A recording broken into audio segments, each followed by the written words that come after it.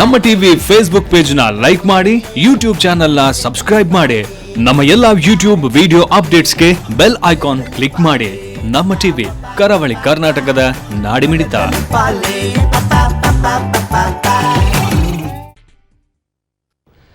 Daily Day 2 star Santosh rice ಮುಖ್ಯ ಪ್ರಾಯೋಜಕರಾಗಿರುವಂಥ ಜನಧ್ವನಿ ನೇರ ಪ್ರಸಾರ ಕಾರ್ಯಕ್ರಮಕ್ಕೆ ಪ್ರೀತಿಯ ಸ್ವಾಗತ. ಅಷ್ಟಮಠಗಳಲ್ಲಿ ಒಂದಾಗಿರುವಂಥ ಶಿರೂರು ಮಠದ ಶ್ರೀ ಶ್ರೀ ಲಕ್ಷ್ಮೀವರ ತೀರ್ಥ ಸ್ವಾಮೀಜಿಯವರು ಮೊನ್ನೆ ನಿಧನರಾದ ನಂತರ ಒಂದು ಸಂಶಯ ಅಥವಾ ಒಂದು ಗೊಂದಲಕ್ಕೆ ಕಾರಣವಾದದ್ದು ವೈದ್ಯರ ಹೇಳಿಕೆ. ಅವರ ದೇಹದಲ್ಲಿ ವಿಷದ ಅಂಶ ಪತ್ತೆ ಆಗಿದೆ ಅಂತ ಹೇಳಿದ ಬಳಿಕ ಅವರ ಮೃತ ಶರೀರವನ್ನು ಪೋಸ್ಟ್ ಮಾರ್ಟಮ್ಗೆ ಗುರಿಪಡಿಸಲಾಯಿತು. ಅದರ ನಂತರ ವಿಧಿವಿಜ್ಞಾನದ ವರದಿ ಅಥವಾ ಬೇರೆ ಬೇರೆ ವೈದ್ಯಕೀಯ ವರದಿಗಳು, ಪೋಸ್ಟ್ ಮಾರ್ಟಮ್ ರಿಪೋರ್ಟ್ಗಳನ್ನು ಜನ ತುಂಬ ಕುತೂಹಲದಿಂದ ಕಾಯ್ತಾ ಇದ್ದಾರೆ. ಪ್ರಶ್ನೆ ಇರುವುದು, ಹಾಗಾದರೆ ವಿಷದ ಅಂಶ ಪತ್ತೆ ಆಗಿದೆ ಅಂತಾದರೆ ಸ್ವಾಮೀಜಿಗಳಿಗೆ ಯಾರಾದರೂ ವಿಷ ಕೊಟ್ರ ಎನ್ನುವಂಥ ಜನಸಾಮಾನ್ಯರ ಹೇಳಿಕೆಗಳು ಮತ್ತು ಮತ್ತೊಂದು ರೀತಿಯಲ್ಲಿ ಸ್ವಾಮೀಜಿಗಳ ವಿಷವನ್ನು ತೆಗೆದುಕೊಂಡ್ರ ಅಂತ ಅಂದುಕೊಳ್ಳುವವರ ಸಂಖ್ಯೆ. ಹೀಗೆ ಈ ವಿಷ ಎನ್ನುವಂಥ ಶಬ್ದ ಯಾವಾಗ ವೈದ್ಯರ ಬಾಯಿಂದ ಬಂತು, ಅದರಿಂದ ಈ ಎಲ್ಲ ಒಟ್ಟು ಪ್ರಕರಣಕ್ಕೆ ಸಿಕ್ಕಿರುವಂಥ ಟ್ವಿಸ್ಟ್ ಮತ್ತು ಗೊಂದಲದ ಬಗ್ಗೆ ಇವತ್ತು ನಾವು ಮಾತಾಡ್ತೇವೆ. ಅದಕ್ಕಿಂತ ಮೊದಲು ವಜ್ರದೇಹಿ ಶ್ರೀಗಳು ಕೂಡ ಈ ಬಗ್ಗೆ ಮಾತನಾಡಿದ್ದಾರೆ. ಅವರ ಮಾತಿನ ಜಲಕನ್ನು ನಿಮಗೆ ತುಂಡು ತುಂಡಾಗಿ ತೋರಿಸ್ತೇವೆ. ಮೊದಲು ಅವರು ತೆಗೆದುಕೊಂಡಿರುವಂತಹ ಪಾಯಿಂಟ್ ವೈದ್ಯರ ಆ ಒಂದು ಹೇಳಿಕೆ, ವಿಷದ ಅಂಶ ಪತ್ತೆಯಾಗಿದೆ ಅಂತೇಳಿ. ಅದರ ನಂತರ ನಾವು ಚರ್ಚೆಯನ್ನು ಪ್ರಾರಂಭಿಸ್ತೇವೆ. ಮೊದಲಿಗೆ ಆ ಕ್ಲಿಪ್ ಅನ್ನು ನೋಡಿಕೊಂಡು ಬರೋಣ. ಪ್ರಸ್ತುತ ನಮ್ಮನ್ನ ಶಿರೂರಿನ ಪೂಜ್ಯ ಲಕ್ಷ್ಮೀವರ ತೀರ್ಥ ಶ್ರೀಪಾದರು ನಮ್ಮನ್ನ ಅಗಲಿ ಹೋಗಿದ್ದಾರೆ. ಅವರು ಹೋಗುವಾಗ ತುಂಬ ನೋವುಗಳನ್ನು ಬಿಟ್ಟು ಹೋಗಿದ್ದಾರೆ. ಈ ನೋವುಗಳನ್ನು ಗಮನಿಸುವಾಗ ಒಟ್ಟು ಸಮಾಜ ಇವತ್ತಿನ ಪರಿಸ್ಥಿತಿಯಲ್ಲಿ ಸಂಶಯಾಸ್ಪದ ರೀತಿಯಲ್ಲಿ ನೋಡುವಂತಹ ಒಂದು ಸ್ವರೂಪ ಪ್ರಸ್ತುತ ನಮಗೆ ಸಿಕ್ಕಿದೆ. ನಾವು 2 ತಿಂಗಳ ಹಿಂದೆ ಅವರ ಮೂಲಮಠ ಹಿರಿಯಡ್ಕದಲ್ಲಿರುವ ಶಿರೂರು ಮೂಲಮಠಕ್ಕೆ ನಾವು ಹೋದಾಗ ಅಲ್ಲಿರುವಂತಹ ಡೆವಲಪ್ಮೆಂಟ್ಸ್ ಇಲ್ಲಿವರೆಗೆ ಅವರು ಮಾಡಿಲ್ಲ. ಇಲ್ಲಿವರೆಗೆ ಅವರದ್ದು ಶಿರೂರು ಮಠವನ್ನು ಮಾತ್ರ ಅವರು ಅಭಿವೃದ್ಧಿ ಮಾಡಿದರು. ಶಿರೂರು ಮಠದ ನಂತರ ಅವರು ಮೂಲಮಠವನ್ನು ಅಭಿವೃದ್ಧಿ ಮಾಡಬೇಕು ಮತ್ತು ಅಲ್ಲಿ ಪ್ರಾಣದೇವರ ಸಾನ್ನಿಧ್ಯ, ಬಹಳ ಕಾರಣಿಕವಾದ ಪ್ರಾಣದೇವರು. ಇವತ್ತು ನೈಜವಾಗಿ ಇವತ್ತು ಶನಿವಾರ, ಇವತ್ತು ರಂಗಪೂಜೆ ಆಗಬೇಕಲ್ಲಿ, ಅವರಿದ್ದೇ ರಂಗಪೂಜೆ ಆಗ್ತಿತ್ತು. ಆದರೆ ಇವತ್ತು ಅವರಿಲ್ಲ. ಹಾಗಾಗಿ ಅವರ ಪ್ರಾಣೋತ್ಕ್ರಮಣ ಪರಿಸ್ಥಿತಿಯನ್ನು ನಾವು ಗಮನಿಸಿದಾಗ ಅವರು ಯಾವ ರೀತಿ ಅವರು ನಮ್ಮನ್ನು ಬಿಟ್ಟು ಹೋದರು ಎನ್ನುವುದನ್ನು ಗಮನಿಸುವಾಗ ಬಹಳ ದುಃಖವಾಗ್ತದೆ. ಬಹಳ ಘೋರವಾದ ಒಂದು ಅನ್ಯಾಯ ಅವರ ಮರಣದಲ್ಲಿ ಕಾಣ್ತದೆ. ಯಾಕೆಂತಂದರೆ ಇದು ನಾವು ಅನುಮಾನ ಪಡುವಂಥದ್ದಲ್ಲ. ಯಾಕೆಂತಂದರೆ ನಮಗೆ ಅನುಮಾನ ಹೇಗೆ ಬರ್ತದೆ ಅಂತ ಹೇಳಿದರೆ, ಒಬ್ಬರು ಯತಿಗಳು ನಮ್ಮ ಹಾಗೆ ಗಟ್ಟಿ ಮುಟ್ಟಾಗಿದ್ದು, ಏನು ರೋಗವಿಲ್ಲದೆ, ಏನು ರುಜಿನ ಇಲ್ಲದೆ ನಮ್ಮಲ್ಲಿ ಮಾತಾಡುವಾಗ, ನಾವು ಹೋಗುವಾಗ ನಮ್ಮನ್ನು ತುಂಬ ಆಲಂಗಿಸಿ ಬಹಳ ಪ್ರೀತಿಯಿಂದ ನಮ್ಮನ್ನು ಕಾಣುವರು. ಹಾಗಾಗಿ ನಾವು ಅಲ್ಲಿಗೆ ಹೋದಾಗ ಅಂತಹ ಒಬ್ಬ ಯತಿ ತಕ್ಷಣವಾಗಿ ನಮ್ಮನ್ನು ಬಿಟ್ಟು ಹೋಗಿದ್ದಾನೆ ಅಂದರೆ ಹಾರ್ಟ್ ಅಟ್ಯಾಕ್ ಅಂದರೆ ಹೃದಯ ಸ್ತಂಭನವಾದರೆ ಪ್ರಶ್ನೆ ಬರುವುದಿಲ್ಲ. ಆದರೆ ಅವರ ಪರಿಸ್ಥಿತಿಯನ್ನು ನಾವು ಗಮನಿಸಿದಾಗ ವೈದ್ಯಾಧಿಕಾರಿಗಳು ಹೇಳಿದ ಮಾತು ಬಹಳ ಗಂಭೀರವಾಗಿರತಕ್ಕಂತಹ ಆರೋಪ. ಯಾಕೆಂತಂದರೆ ಕಂಟೆಂಟ್ ಅಂದರೆ ಅವರ ಬಾಡಿಯಲ್ಲಿದ್ದಂತಹ ಸಸ್ಪೀಷಿಯಸ್ ಪಾಯ್ಸನ್, ಆ ಸಸ್ಪೆಕ್ಟೆಡ್ ಪಾಯ್ಸನ್ ಅನ್ನುವುದನ್ನು ವೈದ್ಯಾಧಿಕಾರಿಗಳು ಉಲ್ಲೇಖ ಮಾಡುವಾಗ ನಮಗೆ ಬಹಳ ಆಘಾತವಾಗಿದೆ. ಆ ಆಘಾತವಾದ ಸಂದರ್ಭದಲ್ಲಿ ನಾವು ಶಿರೂರನ್ನು ನೋಡಿದ್ದೇವೆ. ನಾವು ಆ ಮುಖ್ಯ ಪ್ರಾಣನನ್ನು ಪ್ರಾರ್ಥನೆ ಮಾಡ್ತೇವೆ. ಹೃದಯ ಸ್ತಂಭನ ಆಗಿದ್ದರೆ ಅದು ಬೇರೆ ವಿಚಾರ. ಆದರೆ ಅವರ ದೇಹದಲ್ಲಿ ರಕ್ತದ ಅಂಶ ಪತ್ತೆಯಾಗಿದೆ ಎನ್ನುವುದೇ ಒಂದು ಆಶ್ಚರ್ಯಕರ. ವೈದ್ಯರನ್ನು ಹೇಳಿದ್ದಾರೆ ಎನ್ನುವಂಥ ಮಾತನ್ನು ಅವರು ಮತ್ತು ಎಲ್ಲ ಜನ ಮಾತಾಡಿಕೊಳ್ತಾ ಇದ್ದಾರೆ. ಹಾಗಾದರೆ ಸತ್ಯ ಏನು, ವಿಚಾರ ಏನು? ವಿಷಪ್ರಾಶನ ಆದರೆ ಹೀಗೆ ಸಾವು ಸಂಭವ ಆಗತ್ತಾ? ಅವರು ಆಸ್ಪತ್ರೆಗೆ ಸೇರಿದಂಥ ಸಮಯ ಮತ್ತು ಸತ್ತಿರುವಂಥ ಗಳಿಗೆ, ಇದೆಲ್ಲವನ್ನು ನೋಡುವಾಗ ಒಂದಿಷ್ಟು ನಿಗೂಢತೆ. ಈ ಬಗ್ಗೆ ನಮ್ಮೊಂದಿಗೆ ಚರ್ಚೆ ಮಾಡಲಿಕ್ಕೆ ಡಾಕ್ಟರ್ ಮಹಾಬಲೇಶ್ ಶೆಟ್ಟಿ ಅವರಿದ್ದಾರೆ. HOD ಮತ್ತು ಪ್ರೊಫೆಸರ್ ವಿಧಿವಿಜ್ಞಾನ and toxicology, KS Hegde, medical and forensic expert to government of Karnataka. ಅವರಿಗೆ ಕಾರ್ಯಕ್ರಮ ಪ್ರೀತಿ ನಾವು ಸ್ವಾಗತ. ನಮಸ್ಕಾರ ಡಾಕ್ಟರ್. ನೀವು ನಿಮ್ಮ ಬ್ಯುಸಿ ಶೆಡ್ಯೂಲ್ ಕೂಡ ನಮ್ಮೊಟ್ಟಿಗೆ ನೀವು ಬಂದು ಮಾತಾಡಲಿಕ್ಕೆ ಒಪ್ಪಿಕೊಂಡಿದ್ದಕ್ಕಾಗಿ ಮೊದಲಿಗೆ ನಿಮಗೆ ಸ್ವಾಮಿಗಳ ಮಾತು ಮತ್ತು ಜನಸಾಮಾನ್ಯರ ಅಂಥದ್ದೇ ಹೇಳಿಕೆ ಬಗ್ಗೆ ಏನು ಹೇಳಲಿಕ್ಕೆ ಇಷ್ಟಪಡ್ತೀರಿ? ಅಲ್ಲ, ಸ್ವಾಮಿಗಳದ್ದು ಮಾತನ್ನು ಕೇಳಿದ್ದೇನೆ. ಅದಲ್ಲದೆ ಮತ್ತು ನಾನು ಎಲ್ಲ ಟಿ ವಿಯಲ್ಲಿ ಮತ್ತು ಮಾಧ್ಯಮ ನ್ಯೂಸ್ ಪೇಪರಲ್ಲಿ ಬರುವುದನ್ನು ಓದಿದ್ದೇನೆ. ನನಗೆ ತಿಳಿದ ಬಗ್ಗೆ ನನ್ನ ಡಾಕ್ಟ್ರ್ ಫ್ರೆಂಡ್ಸಿಂದ ಸಹ ಮಣಿಪಾಲಿಂದ ಸ್ವಲ್ಪ ಕೇಳ್ಕೊಂಡಿದ್ದೇನೆ. ಇದು ಸ್ವಾಮಿಗಳು ಆಸ್ಪತ್ರೆಗೆ ನಡ್ಕೊಂಡು ಹೋಗಿದ್ದಾರೆ, ಗಾಂಧಿ ಆಸ್ಪತ್ರೆಗೆ ನಡ್ಕೊಂಡು ಹೋಗಿದ್ದಾರೆ ಬೆಳಿಗ್ಗೆ. ಅದ ನಂತರ ಮಧ್ಯಾಹ್ನ ಊಟ ಮಾಡಿದೆ, ಏನೋ ಅವಲಕ್ಕಿ ಮೊಸರನ್ನ ಏನೋ ತಿಂದಿದ್ದಾರೆ. ಅದ ನಂತರ ಸಂಜೆ 7-8 ಗಂಟೆ ನಂತರ ಅವ್ರದ್ದು ಆರೋಗ್ಯ ಬಿಗಡಿಸಿ ಮಣಿಪಾಲಿಗೆ ಹೋಗಿದ್ದಾರೆ. ಮಣಿಪಾಲ್ ಹೋದಾಗ ಈ ವಾಸ್ ಕ್ರಿಟಿಕಲ್ ಅಲ್ಲಿ ಹೋಗುವಾಗಲೇ. ಈಗ ಪ್ರಶ್ನೆ ಬರೋದು ಅವ್ರು ಈಗ ಹೇಗೆ ಆಗ್ತದಂತ. ಒಂದು ನ್ಯಾಚುರಲ್ ಡಿಸೀಸಲ್ಲಿ ಸಹ ಆಗ್ತದೆ ಈ ಥರ, ನ್ಯಾಚುರಲ್ ಡಿಸೀಸಲ್ಲಿ ಈ ಥರ ಆಗುವ ಪರಿಸ್ಥಿತಿ ಸಹ ಉಂಟು. ಇನ್ನೊಂದು ವೈದ್ಯರು ಪಾಯ್ಸನ್ ಕಂಟೆಂಟ್ ಅಂತ ಹೇಳಿದ್ರೆ ಪಾಯ್ಸನ್ ಕಂಟೆಂಟ್ ಅಂತ ಹೇಳಿಲ್ಲ ಅವರು, ಪಾಯ್ಸನ್ ಆಗಿರೋ ಅಂಶ ಎದ್ದಿರ್ಬೋದು. ಯಾಕಂದರೆ ಇನ್ವೆಸ್ಟಿಗೇಷನ್, ಬ್ಲಡ್ ಇನ್ವೆಸ್ಟಿಗೇಷನ್ ಮಾಡುವಾಗ ಸರ್ಟನ್ ಲೆವೆಲ್ ಮೇಲೆ ಕೆಳಗಾದಾಗ ಇದು ಪಾಯ್ಸನಿಂದ ಆಗಿರ್ಬೋದು ಅಂತ. ಈಗ ಲಿವರ್ ಫೇಲಿಯರ್ ಆದ ಕೂಡಲೇ ಅವರಿಗೆ ಈಗ OP ಪಾಯ್ಸನಿಂಗ್ ಅಂತ ತಿಳ್ಕೊಂಡೆ ನಾನು, OP ಪಾಯ್ಸನಿಂಗ್ ಆಗಿದೆ ಅಂತ. ನಾನು ತಿಳ್ಕೊಂಡಿದ್ದೆ ಪೇಪರಲ್ಲಿ ನೋಡಿದ್ದು. OP ಆರ್ಗನೋಪಾಸ್ಪೇಟ್ ಪಾಯ್ಸನಿಂಗ್ ಈ TIC-20 ಮಲತೈನ್ ಇಂಥದ್ದಲ್ಲ, ಈ ಔಷಧಿ ರೈತರು ತಗೊಳ್ಳೋದು, ಹೆಚ್ಚಾಗಿ ರೈತರು ತಗೊಳ್ಳೋದು. ಇದು ಯೂಶ್ವಲಿ ಕನ್ಸ್ಯೂಮ್ ಮಾಡಿದರೆ ಒಮಿಟ್ ಆಗ್ತದೆ, ಇಮಿಡಿಯೇಟ್ಲಿ ಒಮಿಟ್ ಆಗ್ತದೆ. ಅದರದ್ದು ವಿದಿನ್ ಫಿಫ್ಟೀನ್ ಎಮಿಸಿಸ್, ಸೆಲವೇಷನ್ ಇದೆಲ್ಲ ಸ್ಲಜ್ ಅಂತ ಅದರದ್ದು ನಿಮೋನಿಕ್ಸ್ ಇದೆ. ಸೆಲವೇಷನ್, ಎಮಿಸಿಸ್, ಲ್ಯಾಕ್ರಿಮೇಷನ್ ಇದೆಲ್ಲ, ಡಿಫಿಕೇಷನ್ ಈ ಥರ ಎಲ್ಲ ಆಗ್ತದೆ. ಮತ್ತು ಮುಖೆಲ್ಲ ಟ್ವಿಚ್ಚಿಂಗ್ ಎಲ್ಲ ಆಗ್ತದೆ. ನೋಡಿದ ಕೂಡಲೇ ಗೊತ್ತಾಗ್ತದೆ. ಒಂದು ಅಷ್ಟು ತಗೊಂಡು ಆಸ್ಪತ್ರೆ ಬಂದಿದ್ದಲ್ಲಿ ಅವರು 1.5 ದಿವಸದಲ್ಲಿ ಸಾಯ್ತಾರೆ. ಅದು ಗೊತ್ತಾದ ಮೇಲೆ ಸಾಯೋದಿಲ್ಲ. ಈಗ ಯಾರು ಆರ್ಗನಪ್ ಹಾಸ್ಪಿಟಲ್ ಸಾಯೋದಿಲ್ಲ ನಮ್ಮ ದಕ್ಷಿಣ ಕನ್ನಡ ಜಿಲ್ಲೆಯಲ್ಲಿ. ಯಾಕಂತ ಹೇಳಿದ ಕೂಡಲೇ ಡಯಾಗ್ನೋಸ್ ಆದ ಕೂಡಲೇ ಅದಕ್ಕೆ ಏನಿಲ್ಲ ಟ್ರೀಟ್ಮೆಂಟ್, ಆ್ಯಂಟಿಡೋಟ್ ಇದೆ. ಈಗ ಹಾವು ಕಚ್ಚಿದ ಕೂಡಲೇ ಏನು ಕೊಡ್ತಾರೆ, ಟ್ರೀಟ್ಮೆಂಟ್ ಕೊಡ್ತಾರಲ್ಲ, ಇಂಜೆಕ್ಷನ್, ಅದಕ್ಕಿದೆ. ಅದೇ ಥರ ಈ ಆರ್ಗನಪ್ ಹಾಸ್ಪಿಟಲ್ಗೆ ಆ್ಯಂಟಿಡೋಟ್ ಇದೆ. ಆದರೆ ಅಲ್ಯೂಮಿನಿಯಂ ಫಾಸ್ಫೈಡ್ ಅಂತ ರೋಡೆಂಟಿಸೈಡ್, ಈ ರ್ಯಾಟಾಲ್ ಎಲ್ಲ ಇದೆಲ್ಲ, ಅದು ತಿಂದರೆ ಅದಕ್ಕೆ ಆ್ಯಂಟಿಡೋಟ್ ಇಲ್ಲ, ಮರಣ ಖಂಡಿತ. ಈ ರ್ಯಾಟಾಲ್ ಅಂತ ಇಲಿಪಾರ್ಶನ ಇಡ್ತೇವಲ್ಲ ಅದರಲ್ಲಿ. ಈಗ ಇವ್ರದ್ದು ಒಂದು ಹೇಳಿದಂದರೆ, ಒಂದು ಡಾಕ್ಟರ್ ಹೇಳಿದಾಗೆ ಒಮಿಟೆಡ್ ಬ್ಲಡ್ ಅಂತ ಹೇಳಿದ್ದಾರೆ, ರಕ್ತಕಾರಿ ಸತ್ತಿದ್ದಾರೆ ಅಂತ. ಆರ್ಗನಪ್ ಹಾಸ್ಪಿಟಲಲ್ಲಿ ರಕ್ತಕಾರಿ ಸಾಯೋದು very very rare, very rare. ಆಗಿಲ್ಲ ಅಂತಲ್ಲ, ಆಗಿರ್ತದೆ. ಆದರೆ ಗ್ಯಾಸ್ಟ್ರೈಟಿಸ್ ಆಗಿದೆ ಪೇಷಂಟಿಗೆ ಮಾತ್ರ ಆಗ್ತದೆ, ಎಲ್ಲರಿಗೂ ಆಗೋದಿಲ್ಲ. ಒಂದು ಇನ್ನೊಂದು ಮೆಲಿನ್ ಆಗ್ತದೆ, ಬಟ್ ಅಂದರೆ ಕೆಳಗಿಂದ ರಕ್ತ ಹೋಗಿರ್ಬೋದು. ಇನ್ನೊಂದು ಈಗ ಹೇಳಿದಾಗೆ OP ಅವರಿಗೆ ವಿಷ ಕಂಟೆಂಟ್ ಅಂತ ಹೇಳಿಲ್ಲ, ವಿಷದ ಅಂಶ ಇರುವ ಬಗ್ಗೆ ನಮಗೆ ಸಂಶಯ ಆಗಿದೆ ಅಂತ. ಅಂದರೆ ಯಾವ ವಿಷ ಅಂತ ಅವ್ರಿಗೆ ಹೇಳ್ತಿಲ್ಲ ಅಂತ ಹೇಳೋದು ನೀವು? ಅವ್ರು ಹೇಳಿದಾರಂತೆ OP ಅಂತ ಹೇಳಿದ್ದಾರೆ. ಅದು OP ಹೇಳಲಿಕ್ಕೆ ಕಾರಣ ಅವರೊಂದು ಟೆಸ್ಟ್ ಮಾಡಿದ್ದಾರೆ, ಲ್ಯಾಬ್ ಟೆಸ್ಟಲ್ಲಿ plasma cholesterol level, pseudoplasma cholesterol level ಮಾಡಿದ್ದಾರೆ. ಒಂದು RBCಯಲ್ಲಿ, ಒಂದು ಪ್ಲಾಸ್ಮಲ್ಲಿ ಮಾಡಿದ್ದಾರೆ. ಈ RBC ಬರಲಿಕ್ಕೆ ಟೈಮ್ ತಾಗ್ತದೆ, ಪ್ಲಾಸ್ಮದು ಬೇಗ ಬರ್ತದೆ, ಇಮಿಡಿಯೇಟ್ ಸಿಗ್ತದೆ. ಈ ಪ್ಲಾಸ್ಮಾ ಕೊಲೆಸ್ಟ್ರಾಲ್ ಲೆವೆಲಲ್ಲಿ ಏನಾಗಿದೆ ಅಂತ ಹೇಳಿದರೆ ಅದು ಕಡಿಮೆ ಆಗಿದೆ. ಅದು ಕಡಿಮೆ ಆಗಿದ ಕಾರಣ ಅವರು ಸಸ್ಪೆಕ್ಟೆಡ್ OP ಅಂತ ಹೇಳಿದ್ದಾರೆ. ಹೊಟ್ಟೆಯಲ್ಲಿ ಟ್ಯೂಬ್ ಹಾಕಿ ಕ್ಲೀನ್ ಮಾಡಿ ತೆಗೆದು ನಮಗೆ OP ಸಿಕ್ಕಿದೆ ಅಂತ ಹೇಳಲಿಕ್ಕೆ ಸಾಧ್ಯ ಇಲ್ಲ. ಯಾಕಂದರೆ ಅವರು ಆಸ್ಪತ್ರೆ ಸೇರುವಾಗ 8 ಗಂಟೆ ಮೇಲಾಗಿದೆ, 3-4 ಗಂಟೆ ಒಳಗೆ ಹೊಟ್ಟೆ ಖಾಲಿ ಆಗ್ತದೆ. ನಂತರ ಅದು ವಿಷ ಕೆಲಸ ಮಾಡುವ ಚಾನ್ಸ್ ಇಲ್ಲ. ಅಲ್ಲ, ಕೆಲಸ ಉಂಟು, ಕೆಳಗೆ ಹೋಗಿ ಕೆಲಸ ಮಾಡ್ತದೆ, ಆದರೆ ನಮಗೆ ಸಿಗುವುದಿಲ್ಲ. ಬಟ್ ಕ್ಲಿನಿಕಲ್ ಫೀಚರ್ಸ್ ತೋರಿಸ್ತದಲ್ಲ. ಈ OP ಪಾಯ್ಸನಿಂಗ್ ನಾನು ಹೇಳಿದಾಗೆ ನಿಮಗೆ ಕಣ್ಣು ಪೀಪಲ್ ಚಿಕ್ಕದಾಗ್ತದೆ, ನೋಡಿದ ಕೂಡಲೇ ಗೊತ್ತಾಗ್ತದೆ ಇದು OP ಪಾಯ್ಸನ್. ಸ್ಮೆಲ್ ಬರ್ತದೆ. ಈಗ ನಾವೀಗ ರೈತರು ವಿಷ ತಗೊಂಡು ಗೆದ್ದೆ ಕಡೆಯಲ್ಲಿ ಬಿದ್ದಿರ್ತಾಗ ಅವ್ರು ಏನು ಮಾಡ್ತಾರೆ ಅಂದರೆ ವಾಮಿಟಿಂಗ್ ಆಗ್ತದೆ ಫಸ್ಟಿಗೆ. ವಾಮಿಟಿಂಗ್ ಆದ ಮೇಲೆ ರಕ್ತ ಇಲ್ಲ, ವಾಮಿಟಿಂಗ್ ಇದ್ದ ಹೊಟ್ಟೆಲಿದ್ದದ್ದು ಹೊರಗೆ ಬರ್ತದೆ. ಬ್ಲಡ್ ಅಂತ ಅಲ್ಲ, ಬ್ಲಡ್ ಬರುವುದಿಲ್ಲ. ಬ್ಲಡ್ ಬರಬೇಕಾದ್ರೆ ವಾರ್ಫಿನ್ ಅಂತ, ಈ ರೋಡೆಂಟಿಸೈಡ್ ಅಂತ ತಗೊಳ್ಬೇಕು. ವಾರ್ಫಿನ್ ಅಂತ ಒಂದು ಬರ್ತದೆ ರೋಡೆಂಟಿಸೈಡ್, ಅದು ತಗೊಂಡ್ರೆ ಅದು ಆ್ಯಂಟಿಕೋಗ್ಲೆಂಟ್, ಅದರಿಂದ ಬ್ಲೀಡಿಂಗ್ ಆಗ್ಬೋದು. ಅದು ಬ್ಲೀಡಿಂಗ್ ಬೇಗ ಆಗ್ತದೆ. ಈ OP ಪಾಯ್ಸನಿಂಗ್ 6 ಗಂಟೆ 7 ಗಂಟೆ ಟೈಮ್ ತೊಗೊಳ್ಳೋದಿಲ್ಲ, ಅದು ಇಮಿಡಿಯೇಟ್ಲಿ ಗೊತ್ತಾಗ್ತದೆ. 6 ಗಂಟೆ ಟೈಮ್ ತೊಗೊಂಡು ನಾನು ಪಿಕ್ಚರ್ ಹೋಗಿ ನೋಡಿ ಬರ್ತೇನೆ ಅಂತೆಲ್ಲ ಆಗೋದಿಲ್ಲ. ಇವರು ಆಸ್ಪತ್ರೆ ನಡ್ಕೊಂಡು ಬಂದಿದ್ದಾರೆ, ನಡ್ಕೊಂಡು ಬಂದು ಟ್ರೀಟ್ಮೆಂಟ್ ತೊಗೊಂಡಿದ್ದಾರೆ, ಮಾತಾಡಿದ್ದಾರೆ, ಫೋನಲ್ಲಿ ಮಾತಾಡಿದ್ದಾರೆ, ಊಟ ತರಿಸಿದ್ದಾರೆ, ಎಲ್ಲ ಮಾಡಿ ಪುನಃ ಬಂದು ಸಡನ್ ಈಸ್ ಬಿಕಮ್ ಸಿಕ್ ಆಗಬೇಕಾದ್ರೆ ಒಂದು ನನ್ನ ಪ್ರಕಾರ ಅವರಿಗೆ ಲಿವರಿದೇನೋ ಪ್ರಾಬ್ಲಮ್ ಇತ್ತು. ಯಾಕಂದರೆ ಆ ಲಿವರ್ ಪ್ರಾಬ್ಲಮ್ ಇದ್ದ ಕಾರಣ ಅವರಿಗೆ ಇನ್ವೆಸ್ಟಿಗೇಷನಲ್ಲಿ ಆ ಕೊಲೆಸ್ಟ್ರಾಲ್ ಲೆವೆಲ್ ಕಡಿಮೆ ಆಗಿದೆ.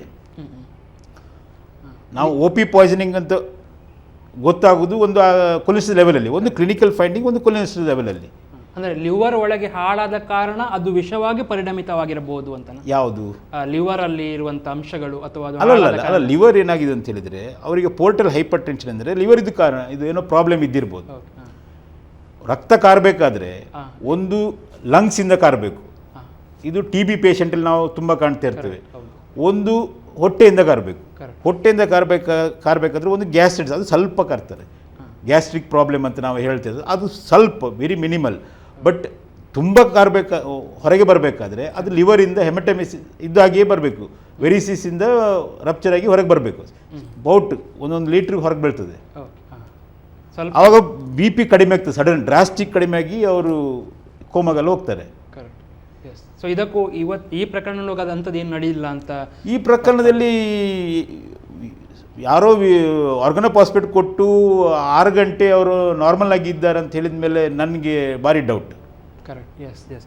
ಓಕೆ, ಇನ್ನೊಂದು ಸ್ವಾಮಿಗಳು ನೆಕ್ಸ್ಟ್ ಅದೇ ಹೇಳಿದ್ದಾರೆ, ರಕ್ತದ ಅಂಶದ ಬಗ್ಗೆ ಅವರು ಮಾತನಾಡಿದ್ದಾರೆ. ಆ ಒಂದು ಕ್ಲಿಪ್ಪನ್ನು ನೋಡಿ ನಂತರ ಆ ಬಗ್ಗೆ ಚರ್ಚೆ ಮಾಡೋಣ.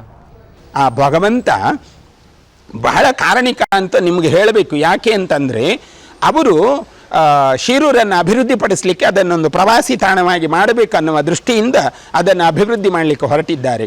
ಅಭಿವೃದ್ಧಿ ಮಾಡಲಿಕ್ಕೆ ಹೊರಟಾಗ ಎದುರುಗಡೆ ಗುಡ್ಡ ಇದೆ. ಆ ಗುಡ್ಡವನ್ನೆಲ್ಲ ಪೊಕ್ಲೇನ್ನಿಂದ ಅಂದರೆ ರೋಲರ್ನಿಂದ ಅದನ್ನೆಲ್ಲ ಲೆವೆಲ್ ಮಾಡಿ ಅದನ್ನು ಸಮತಟ್ಟು ಮಾಡಿ ಅಲ್ಲ ಒಂದು ದೇವಸ್ಥಾನ ನಿರ್ಮಾಣ ಮಾಡಬೇಕು ಅಂತ ಹೊರಟಿದ್ದಾರೆ. ನಮ್ಮಲ್ಲಿ ಒಂದು ಕನಸನ್ನು ಹೇಳಿದರು. ನಾನು ಮುಂದಕ್ಕೆ 100 ಅಡಿ ಎತ್ತರ, ಅಂದರೆ ಸಾಮಾನ್ಯವಾಗಿ 35ರಿಂದ 40 ಅಡಿ ಎತ್ತರದ ಹನುಮಂತನ ವಿಗ್ರಹವನ್ನು ಪ್ರತಿಷ್ಠೆ ಮಾಡಬೇಕನ್ನುವಂಥ ಒಂದು ಕನಸನ್ನು ಕಟ್ಟಿಕೊಂಡಂತಹ ಶಿರೂರು ಲಕ್ಷ್ಮೀವರ ತೀರ್ಥ ಶ್ರೀಪಾದರು ನಮ್ಮನ್ನು ಬಿಟ್ಟು ಹೋಗುವಾಗ ನಾವು ಪ್ರಾರ್ಥನೆ ಮಾಡೋದು ಮುಖ್ಯ ಪ್ರಾಣದೇವರಲ್ಲಿ. ಪ್ರಾಣದೇವರು ಅಲ್ಲಿ ಬಹಳ ಕಾರಣಿಕ ದೇವರು. ದೇವರೇ, ಈ ಘೋರವಾದ ಸಾವಿಗೆ ನ್ಯಾಯ ಒದಗಿಸಿಕೊಡಬೇಕು, ನೀನು ನಮಗೆ ನ್ಯಾಯ ದೊರಕಬೇಕು. ಯಾಕೆ ಅಂತಂದರೆ ನನ್ನಂಥ ಒಬ್ಬ ಸಂತ ಇದನ್ನು ಅಪೇಕ್ಷೆ ಮಾಡ್ತಾನೆ. ಯಾಕೆ ಅಂತ ಕೇಳಿದರೆ ಅವರ ದೇಹದಲ್ಲಿ ಸಿಕ್ಕಿರ್ತಕ್ಕಂತಹ ಒಂದು ಸಾಮಾನ್ಯ ಪರಿಸ್ಥಿತಿಯಲ್ಲಿ ತಪಾಸಣೆ ಮಾಡತಕ್ಕಂಥ ಸಂದರ್ಭದಲ್ಲಿ ಅವರ ರಕ್ತದಲ್ಲಿ ಆ ಅಂಶಗಳು ಸಿಕ್ಕಿದೆ ಅಂತಂದಾಗ ನಮಗೆ ದಿಗ್ಭ್ರಮೆಯಾಗಿದೆ. ಹಾಗಾಗಿ ಇದರ ನ್ಯಾಯ ಜಗತ್ತಿಗೆ ಗೊತ್ತಾಗಬೇಕು, ಸಮಾಜಕ್ಕೆ ಗೊತ್ತಾಗಬೇಕು. ನಾನೊಬ್ಬ ಡೌಟಲ್ಲಿ ಇರುವುದಲ್ಲ, ಅಂದರೆ ನಾವೊಬ್ಬರು ಸಂಶಯದಲ್ಲಿರುವುದಲ್ಲ, ಜಗತ್ತೇ ಸಂಶಯದಲ್ಲಿದೆ. ಈ ಸಂಶಯ ಪರಿಹಾರ ಆಗಬೇಕು. ಈ ಸಂಶಯ ಪರಿಹಾರ ಆಗಬೇಕಾದರೆ ನಮ್ಮ ಪ್ರಶ್ನೆ ಇರುವಂಥದ್ದು, ಈ ಸಾವಿಗೆ ನ್ಯಾಯ ಸಿಗಬೇಕು. ಸಂತರು ಏನು ಕಾನೂನಿನಿಂದ ವಿರಹಿತ ಅಲ್ಲ. ಈಗ ನಮ್ಮನ್ನು ಸಂತರು ಅಂತ ಭಾವಿಸಿದರೆ ಕಾನೂನಲ್ಲಿ ಎಲ್ಲರೂ ಒಟ್ಟಿಗೆ, ಎಲ್ಲರೂ ಸಮ್ಮತ, ಎಲ್ಲರಿಗೂ ಕಾನೂನು ಒಂದೇ. ರಾಷ್ಟ್ರಪತಿಯಿಂದ ಹಿಡಿದು ನನ್ನಂಥ ಒಬ್ಬ ಸಾಮಾನ್ಯ ಸಂತ ಬಿಡಿ, ಇನ್ನೊಬ್ಬ ಯಾರೋ ಕೂಲಿ ಕಾರ್ಮಿಕ ಇದ್ದಾನೆ, ಆ ಕೂಲಿ ಕಾರ್ಮಿಕನ ವರವಿಗೂ ನ್ಯಾಯ ಒಂದೇ, ಕಾನೂನು ಒಂದೇ. ಹಾಗಾಗಿ ನಾವು ಬೇಡುವುದು ಇಷ್ಟೇ, ಈ ಕಾನೂನು ನ್ಯಾಯಸಮ್ಮತವಾಗಿ ತೀರ್ಮಾನ ಆಗಬೇಕು. ಯಾವುದೇ ರೀತಿಯ ಕೈಗಳು ಇದರ ಒಳಗೆ ಸಂಚಲನ ಆಗಬಾರದು. ಯಾವುದೇ ರೀತಿಯ ಕೈಗಳು ಇದರೊಳಗೆ ಸಂಚಲನವಾಗದೆ ಇದರ ತನಿಖೆಯಾಗಬೇಕು. ಆ ತನಿಖೆ ಪೂರ್ಣ ಪ್ರಮಾಣದಲ್ಲಿ ಹೊರಗೆ ಬರಬೇಕು. ಸತ್ಯ ಜಗತ್ತಾಗಲಿ ಅನ್ನುವುದನ್ನು ಈ ರೂಪದಲ್ಲಿ ನಾವು ವ್ಯಕ್ತಪಡಿಸ್ತಾ, ಯಾಕೆಂತಂದರೆ ಶಿರೂರು ಶ್ರೀಗಳು ನಮ್ಮ ಮಧ್ಯದಲ್ಲಿಲ್ಲ. ಅವರು ಏನು ಮಾಡಿದ್ದಾರೆ, ಏನು ಮಾಡಿಲ್ಲ, ಅದನ್ನು ಹೊಗಳುವ ತೆಗಳುವ ಸಮಯ ಅಲ್ಲ. ನಾವು ಇವತ್ತು ಅವರ ಕರ್ತವ್ಯವನ್ನು ಹೊಂದಬೇಕು. ಅವರು ಸಮಾಜಕ್ಕೆ ನೀಡಿದ ಕೊಡುಗೆ, ಅವರು ಸಮಾಜಕ್ಕೆ ನಡೆಸಿದ ರೀತಿ, ಅದನ್ನೆಲ್ಲ ನಾವು ಟೆಕ್ನಿಕಲಿ ಪ್ರಾಬ್ಲಮ್ ಆಗದಾಗೆ ಪ್ಲೇ ಮಾಡಿ ಅಂತ ರಿಕ್ವೆಸ್ಟ್ ಮಾಡ್ತಾ ಇದ್ದೇನೆ. ಸೊ ಸ್ವಾಮಿಗಳು ಒಂದು ಮಾತನ್ನು ಹೇಳಿದ್ದು, ರಕ್ತದಲ್ಲಿ ವಿಷದ ಅಂಶಗಳು ಅದು ಇರುತ್ತಾ ಅಂತ ಗೊತ್ತಾಗುತ್ತೆ. ರಕ್ತದ ಅಂದರೆ ಈಗ ಬ್ಲಡ್ ಸ್ಯಾಂಪಲ್ ತೆಗೆದುಕೊಂಡ ಕೂಡಲೇ ಅದು ರಕ್ತದಲ್ಲಿ ಇದೆ ಅಂತ ಡಾಕ್ಟ್ರಿಗೆ ಬ್ಲಡ್ ಸ್ಯಾಂಪಲಲ್ಲಿ ಗೊತ್ತಾಗುತ್ತೆ. ಹಾಗೆ ವಿಷದಂತ ಗೊತ್ತಾಗೋದಿಲ್ಲ, ವಿಷ ಡೈರೆಕ್ಟ್ ರಕ್ತಕ್ಕೆ ಬರೋದಿಲ್ಲ, ಅದು ಪುನಃ ಮೆಟಬಲೈಸ್ ಆಗ್ತದಲ್ಲ. ಆದರೆ ಈಗ ಪೋಸ್ಟ್ ಮಾರ್ಟಮ್ ಆದಾಗ ಎಲ್ಲದನ್ನು FSL ಕಳಿಸ್ತಾರೆ, ಎಲ್ಲ ವಿಸರನ್ನು, ಒಂದು ಲಿವರ್ ಕಳಿಸ್ತಾರೆ, ಕಿಡ್ನಿ ಕಳಿಸ್ತಾರೆ, ರಕ್ತ ಕಳಿಸ್ತಾರೆ, ಹೊಟ್ಟೆ ಸ್ಟಮಕ್ ಒಳಗಿದ್ದದ್ದೆಲ್ಲ ಅಂಶ ಮತ್ತು 30 ಸೆಂಟಿಮೀಟರ್ ಇಂಟೆಸ್ಟೈನ್ ಇಷ್ಟನ್ನು ಕಳಿಸಿ FSLಗೆ, ಫೊರೆನ್ಸಿಕ್ ಸೈನ್ಸ್ ಲ್ಯಾಬೋರೇಟರಿ ನಮ್ಮಲ್ಲಿ ಮಂಗಳೂರಲ್ಲಿ ಇದೆ, ರೀಜನಲ್ ಫೊರೆನ್ಸಿಕ್ ಸೈನ್ಸ್ ಲ್ಯಾಬೋರೇಟರಿಗೆ, ಅಲ್ಲಿ ಕಳಿಸಿ ಇದು ಹೈ ಪ್ರೊಫೈಲ್ ಕೇಸ್ ಆದ ಕಾರಣದಿಂದ 15 ದಿವಸದಲ್ಲಿ ರಿಪೋರ್ಟ್ ಕೊಡ್ತಾರೆ. ಏನೇ ಪಾಯ್ಸನ್ ಇದ್ದರೂ ಗೊತ್ತಾಗ್ತದೆ, ಎನಿ ಪಾಯ್ಸನ್.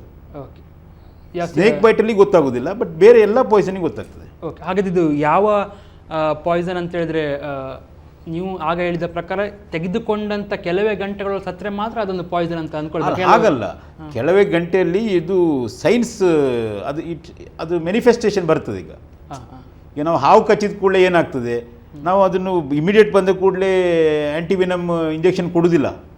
ವಿಲ್ ವೆಯ್ಟ್, ಏನು ಸೈನ್ಸ್ ಸೆಂಟರ್, ಇದು ಹಾವು ಕಚ್ಚಿದ ವಿಷ ಕಾರಿದೋ ಇಲ್ಲೋ ಅಂತ ನಮ್ಗೆ ಗೊತ್ತಿಲ್ಲ, ಹಾವಿಗೆ ಮಾತ್ರ ಗೊತ್ತು. ನಾವು ಕಾಯ್ತೇವೆ, ಅದು ಸೈನ್ಸ್ ಅಂಡ್ ಸಿಂಪ್ಟಮ್ಸ್ ಗೊತ್ತಾದ ನಂತರ ಅದಕ್ಕೆ ಇಂಜೆಕ್ಷನ್ ಕೊಡೋದು. ಅರ್ಜೆಂಟ್ ಮಾಡಲಿಕ್ಕೆ ಆಗೋದಿಲ್ಲ. We have to wait. ಇದು ಸಹ ಸೇಮ್. ಈ ಪಾಯ್ಸನಿಂಗ್ ತಗೊಂಡಿದ್ದ ಕೂಡ ಸೈನ್ಸ್ ಅಂಡ್ ಸಿಂಪ್ಟಮ್ಸ್ ಗೊತ್ತಾದ್ರೆ ಮಾತ್ರ, ಅಥವಾ ಅವರೇ ಹೇಳಬೇಕು ನಾನು ಪಾಯ್ಸನ್ ತಗೊಂಡಿದ್ದೇನೆ ಅಂತ.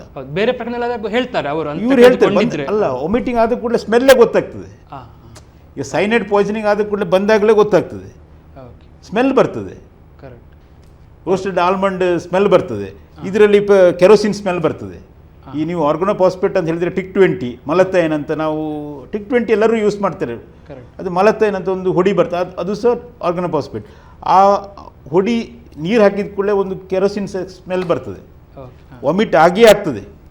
ಯಾಕಂದರೆ ಅದು ನಮ್ಮ ಬಾಡಿ ಒಳಗೆ ಸೇರಿದ ಕೂಡಲೇ ಅದು ಬಾಡಿ ಎಕ್ಸೆಪ್ಟ್ ಮಾಡೋದಿಲ್ಲ, ಅದನ್ನು ಹೊರಗಾಗ್ತದೆ, ಆವಾಗ ಸ್ಮೆಲ್ ಬರ್ತದೆ.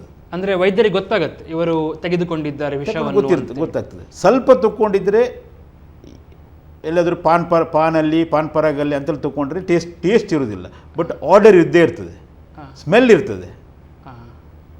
ಒಬ್ಬರು ವೈದ್ಯರು ಅದನ್ನು ಪತ್ತೆ ಹಚ್ಚಬಹುದು ಅಡ್ಮಿಟ್ ಆದ ಕೂಡಲೇ ಪತ್ತೆ 100% ಹಚ್ತಾರೆ.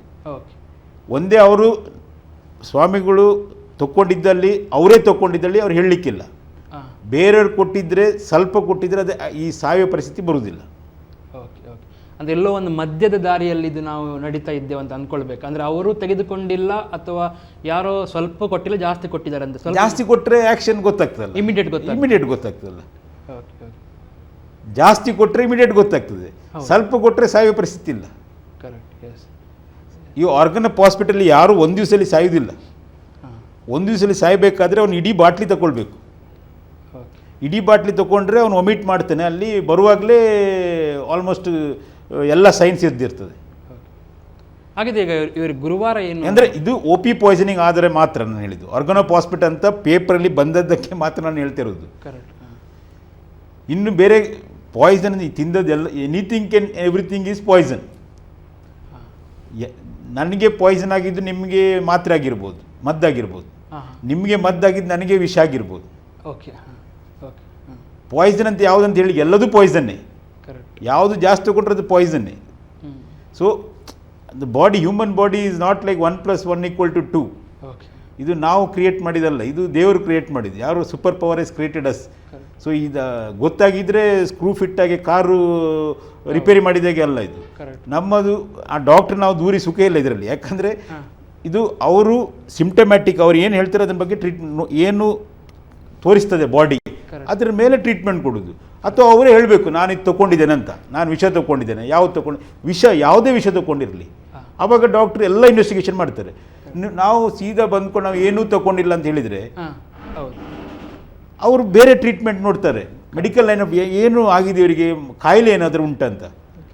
ಅದು ನೋಡುವಾಗ ಗ್ಯಾಸ್ಟ್ರೆಂಟ್ರೈಟಿಸ್ ಆಗಿ ಮೇಲಿಂದ ಪೈಪ್ ಓಪನ್, ಕೆಳಗಿಂದ ಪೈಪ್ ಓಪನ್ ಆದ ಕೂಡಲೇ ಡೌಟ್ ಬಂದ ಕೂಡಲೇ then they will start for ಈ ಇನ್ವೆಸ್ಟಿಗೇಷನ್ಗೆ ಹೋಗ್ತಾರೆ. ಅದು ಬೇರೆನೂ ಆಗಿರಬಹುದು ಅಂತ ಚಾನ್ಸಸ್ ಇದೆ. ಅಂದರೆ ಕೆಲವೊಮ್ಮೆ ಯಾವುದು ಅಂತ ಮೇಲ್ನೋಟಕ್ಕೆ ಗೊತ್ತಾಗೋದು, ಒಳಗೆ ಪ್ರಾಬ್ಲಮ್ ಬೇರೆ ಇದೆ ಅಂತ ನಿಮಗೆ ಬೇರೆ ಇದೆ.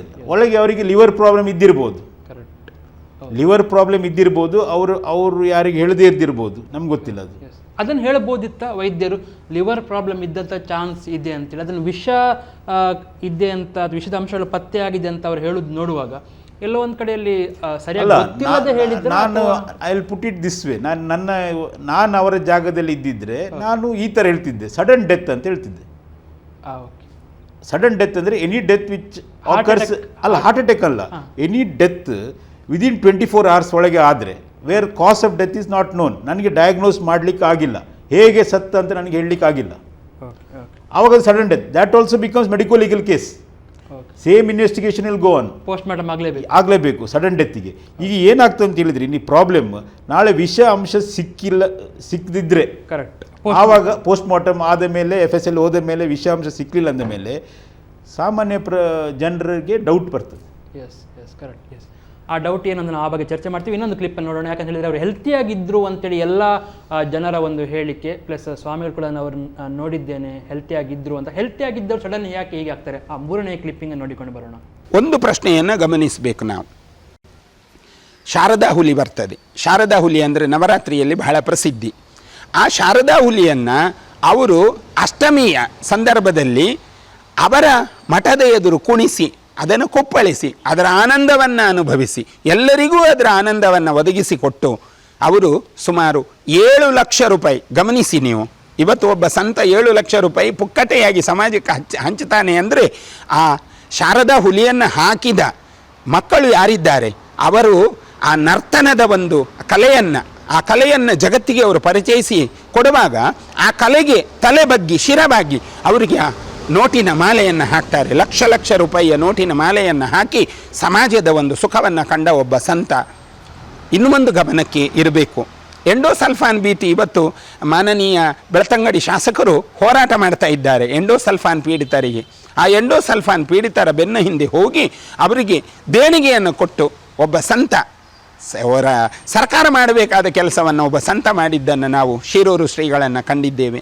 ಹಾಗಾಗಿ ಅಂತಹ ಒಬ್ಬ ಜನಮಾನಸದ ಸಂತ ನಮಗನ್ನಿಸ್ತದೆ ಒಬ್ಬ ಡೈನಾಮಿಕ್ ಸಂತ. ಅವರಿಗೆ ಭಯ ಇರಲಿಲ್ಲ, ನಿರ್ಭಯವಾಗಿದ್ದರು. ಅದು ಅವರು ಸಮುದ್ರದಲ್ಲಿ ಈಜಾಡ್ತಾ ಇದ್ದರು, ಯೋಗ ಮಾಡ್ತಾ ಇದ್ದರು.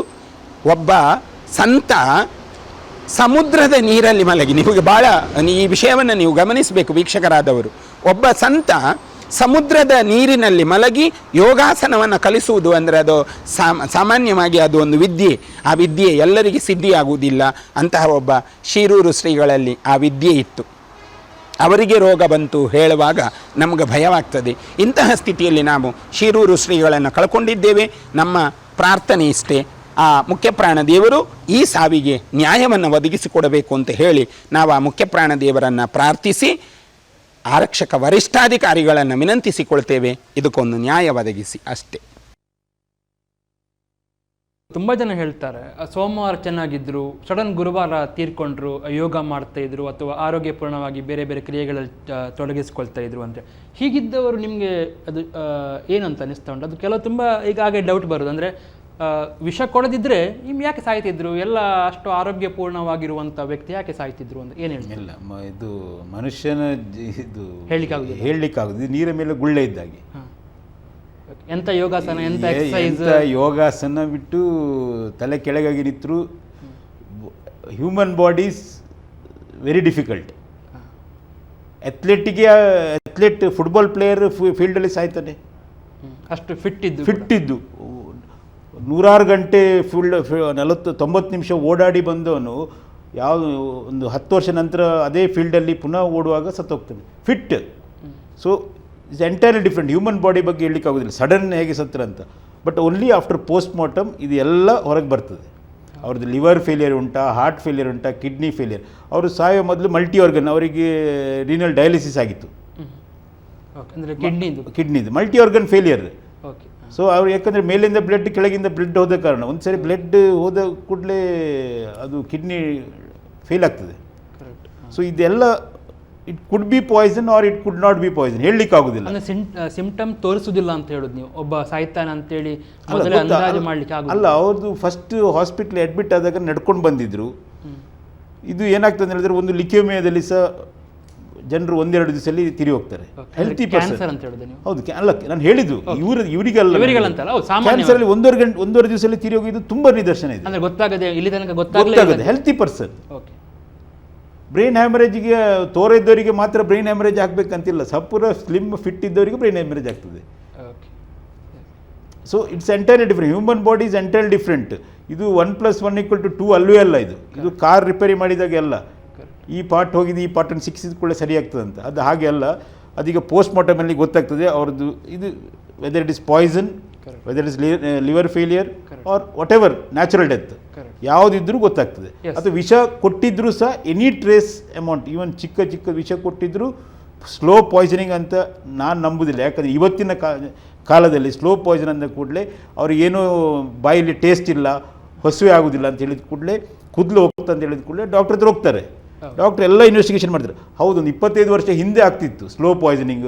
ಆರ್ಸನಿಕ್ ಕೊಡ್ತಿದ್ರು, ಲೆಡ್ ಕೊಡ್ತಿದ್ರು, ಸ್ಲೋ ಪಾಯ್ಸನಿಂಗ್ ಇತ್ತು, ಇಲ್ಲ ಅಂತ ಹೇಳುದಿಲ್ಲ. ಇವತ್ತು ಕೊಟ್ಟರೆ ಎಷ್ಟೋ ದಿನಗಳ ನಂತರ ಅಲ್ಲ, ಸ್ಲೋ ಕೊಡ್ತಾ ಬರೋದು, ಚೂರು ಕೊಡ್ತಾ ಬರೋದು. ಈಗ ಹಾಗಾಗೋದು. ಈಗ ಚೂರು ಕೊಟ್ಟದ ಕೂಡಲೇ ಸಿಂಪ್ಟಮ್ಸ್ ಗೊತ್ತಾಗ್ತದೆ ನಮಗೆ. ಬಾಯಿದು ಟೇಸ್ಟ್ ಇರೋದಿಲ್ಲ, ಏನೋ ವೆಯ್ಟ್ ರೆಡ್ಯೂಸ್ ಆಗ್ತದೆ, ಸಪುರ ಆಗ್ತದೆ, ಶಕ್ತಿ ಇಲ್ಲ. ಅವಾಗ ಅವರು ಡಾಕ್ಟರ್ ಹತ್ರ ಹೋಗ್ತಾರೆ. ಡಾಕ್ಟ್ರಿಗೆಲ್ಲ ಹೇಳ್ತಾರೆ, ನಾನು ಮೊದಲು ಒಳ್ಳೆ ಇದ್ದೆ, ಈಗ ಸ್ವಲ್ಪ ವೀಕ್ ಆಗಿದ್ದೇನೆ, ಏನು ಶಕ್ತಿ ಇಲ್ಲ ನನ್ನ ಹತ್ರ ಅಂತ. ಆವಾಗ ಡಾಕ್ಟ್ರ್ ಟೆಸ್ಟ್ ಮಾಡ್ತಾರೆ, ಅದು ಗೊತ್ತಾಗ್ತದೆ. ಸೊ ಈಗ ಇವತ್ತಿನ ಸ್ಥಿತಿಯಲ್ಲಿ ನಮ್ಮ ಕರಾವಳಿಯಲ್ಲಿ ಸ್ಲೋ ಪಾಯ್ಸನಿಂಗ್ ಕೊಟ್ಟು ಸಾಯಿಸೋ ಪ್ರಶ್ನೆ ಬರುವುದಿಲ್ಲ. ಯಾಕಂದರೆ ನಾನು ಹೋಗಿ ಸಿಂಪ್ಟಮ್ಸ್ ಹೇಳಿದಲ್ಲ ನಿಮಗೆ, ಅದು ಗೊತ್ತಾಗ್ತದೆ. ನನಗೆ ಟೇಸ್ಟ್ ಇಲ್ಲ, ಈ ಥರ ಎಲ್ಲ ಗೊತ್ತಾಗ್ತದೆ. ಎಸ್ ಎಸ್ ಒಂದು ಪುಟ್ಟ ವಿರಾಮವನ್ನು ತೆಗೆದುಕೊಳ್ಳಲೇಬೇಕು. ವಿರಾಮದ ಬಳಿಕ ಈ ಪ್ರಕರಣದಲ್ಲಿರುವಂಥ ಬೇರೆ ಬೇರೆ ಆಯಾಮಗಳ ಬಗ್ಗೆ ಕೂಡ ಸ್ವಾಮಿಗಳು ಮಾತಾಡಿದ್ದಾರೆ. ಮತ್ತು ಸ್ಪೆಷಲ್ ಆಗಿ ವಿಷಪ್ರಾಶನ ಇಲ್ಲದಿದ್ದರೆ ಯಾವ ರೀತಿಯಲ್ಲಿ ಬಹು ಅಂಗಾಂಗ ವೈಫಲ್ಯ ಆಗಿ ಸಾಯುವಂಥ ಸ್ಥಿತಿ ಬಂದರೆ ಹೇಗೆ ಮನುಷ್ಯ ಸಾಯ್ತಾನೆ, ಆತನನ್ನು ಉಳಿಸಲಿಕ್ಕೆ ಸಾಧ್ಯವಿಲ್ವ, ಆ ಬಗ್ಗೆ ವೈದ್ಯರು ಏನಂತ ನೋಡೋಣ ಒಂದು ಪುಟ್ಟ ವಿರಾಮದ ಬಳಿಕ.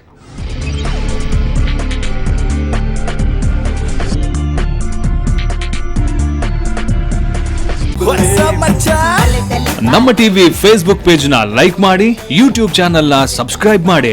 ನಮ್ಮ ಎಲ್ಲಾ ಯೂಟ್ಯೂಬ್ ವಿಡಿಯೋ ಅಪ್ಡೇಟ್ಸ್ಗೆ ಬೆಲ್ ಐಕಾನ್ ಕ್ಲಿಕ್ ಮಾಡಿ. ನಮ್ಮ ಟಿವಿ ಕರಾವಳಿ ಕರ್ನಾಟಕದ ನಾಡಿಮಿಡಿತ.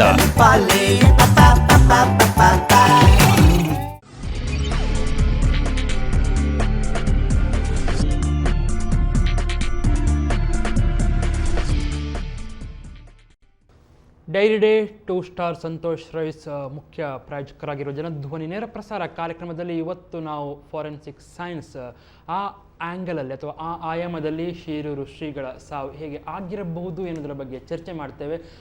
ಅವರ ದೇಹದಲ್ಲಿ ವಿಷ ಪತ್ತೆಯಾದದ್ದು ಒಂದು ಕಡೆ ಅಂತ ವೈದ್ಯರು ಹೇಳ್ತಾ ಇದ್ದಾರೆ, ಮತ್ತೊಂದು ಕಡೆಯಲ್ಲಿ ಅವರಿಗೆ ಜೀವ ಬೆದರಿಕೆ ಇತ್ತು ಎನ್ನುವುದನ್ನು ಕೂಡ ಈಗ ಕೆಲವರು ಹೇಳ್ತಾ ಇದ್ದಾರೆ.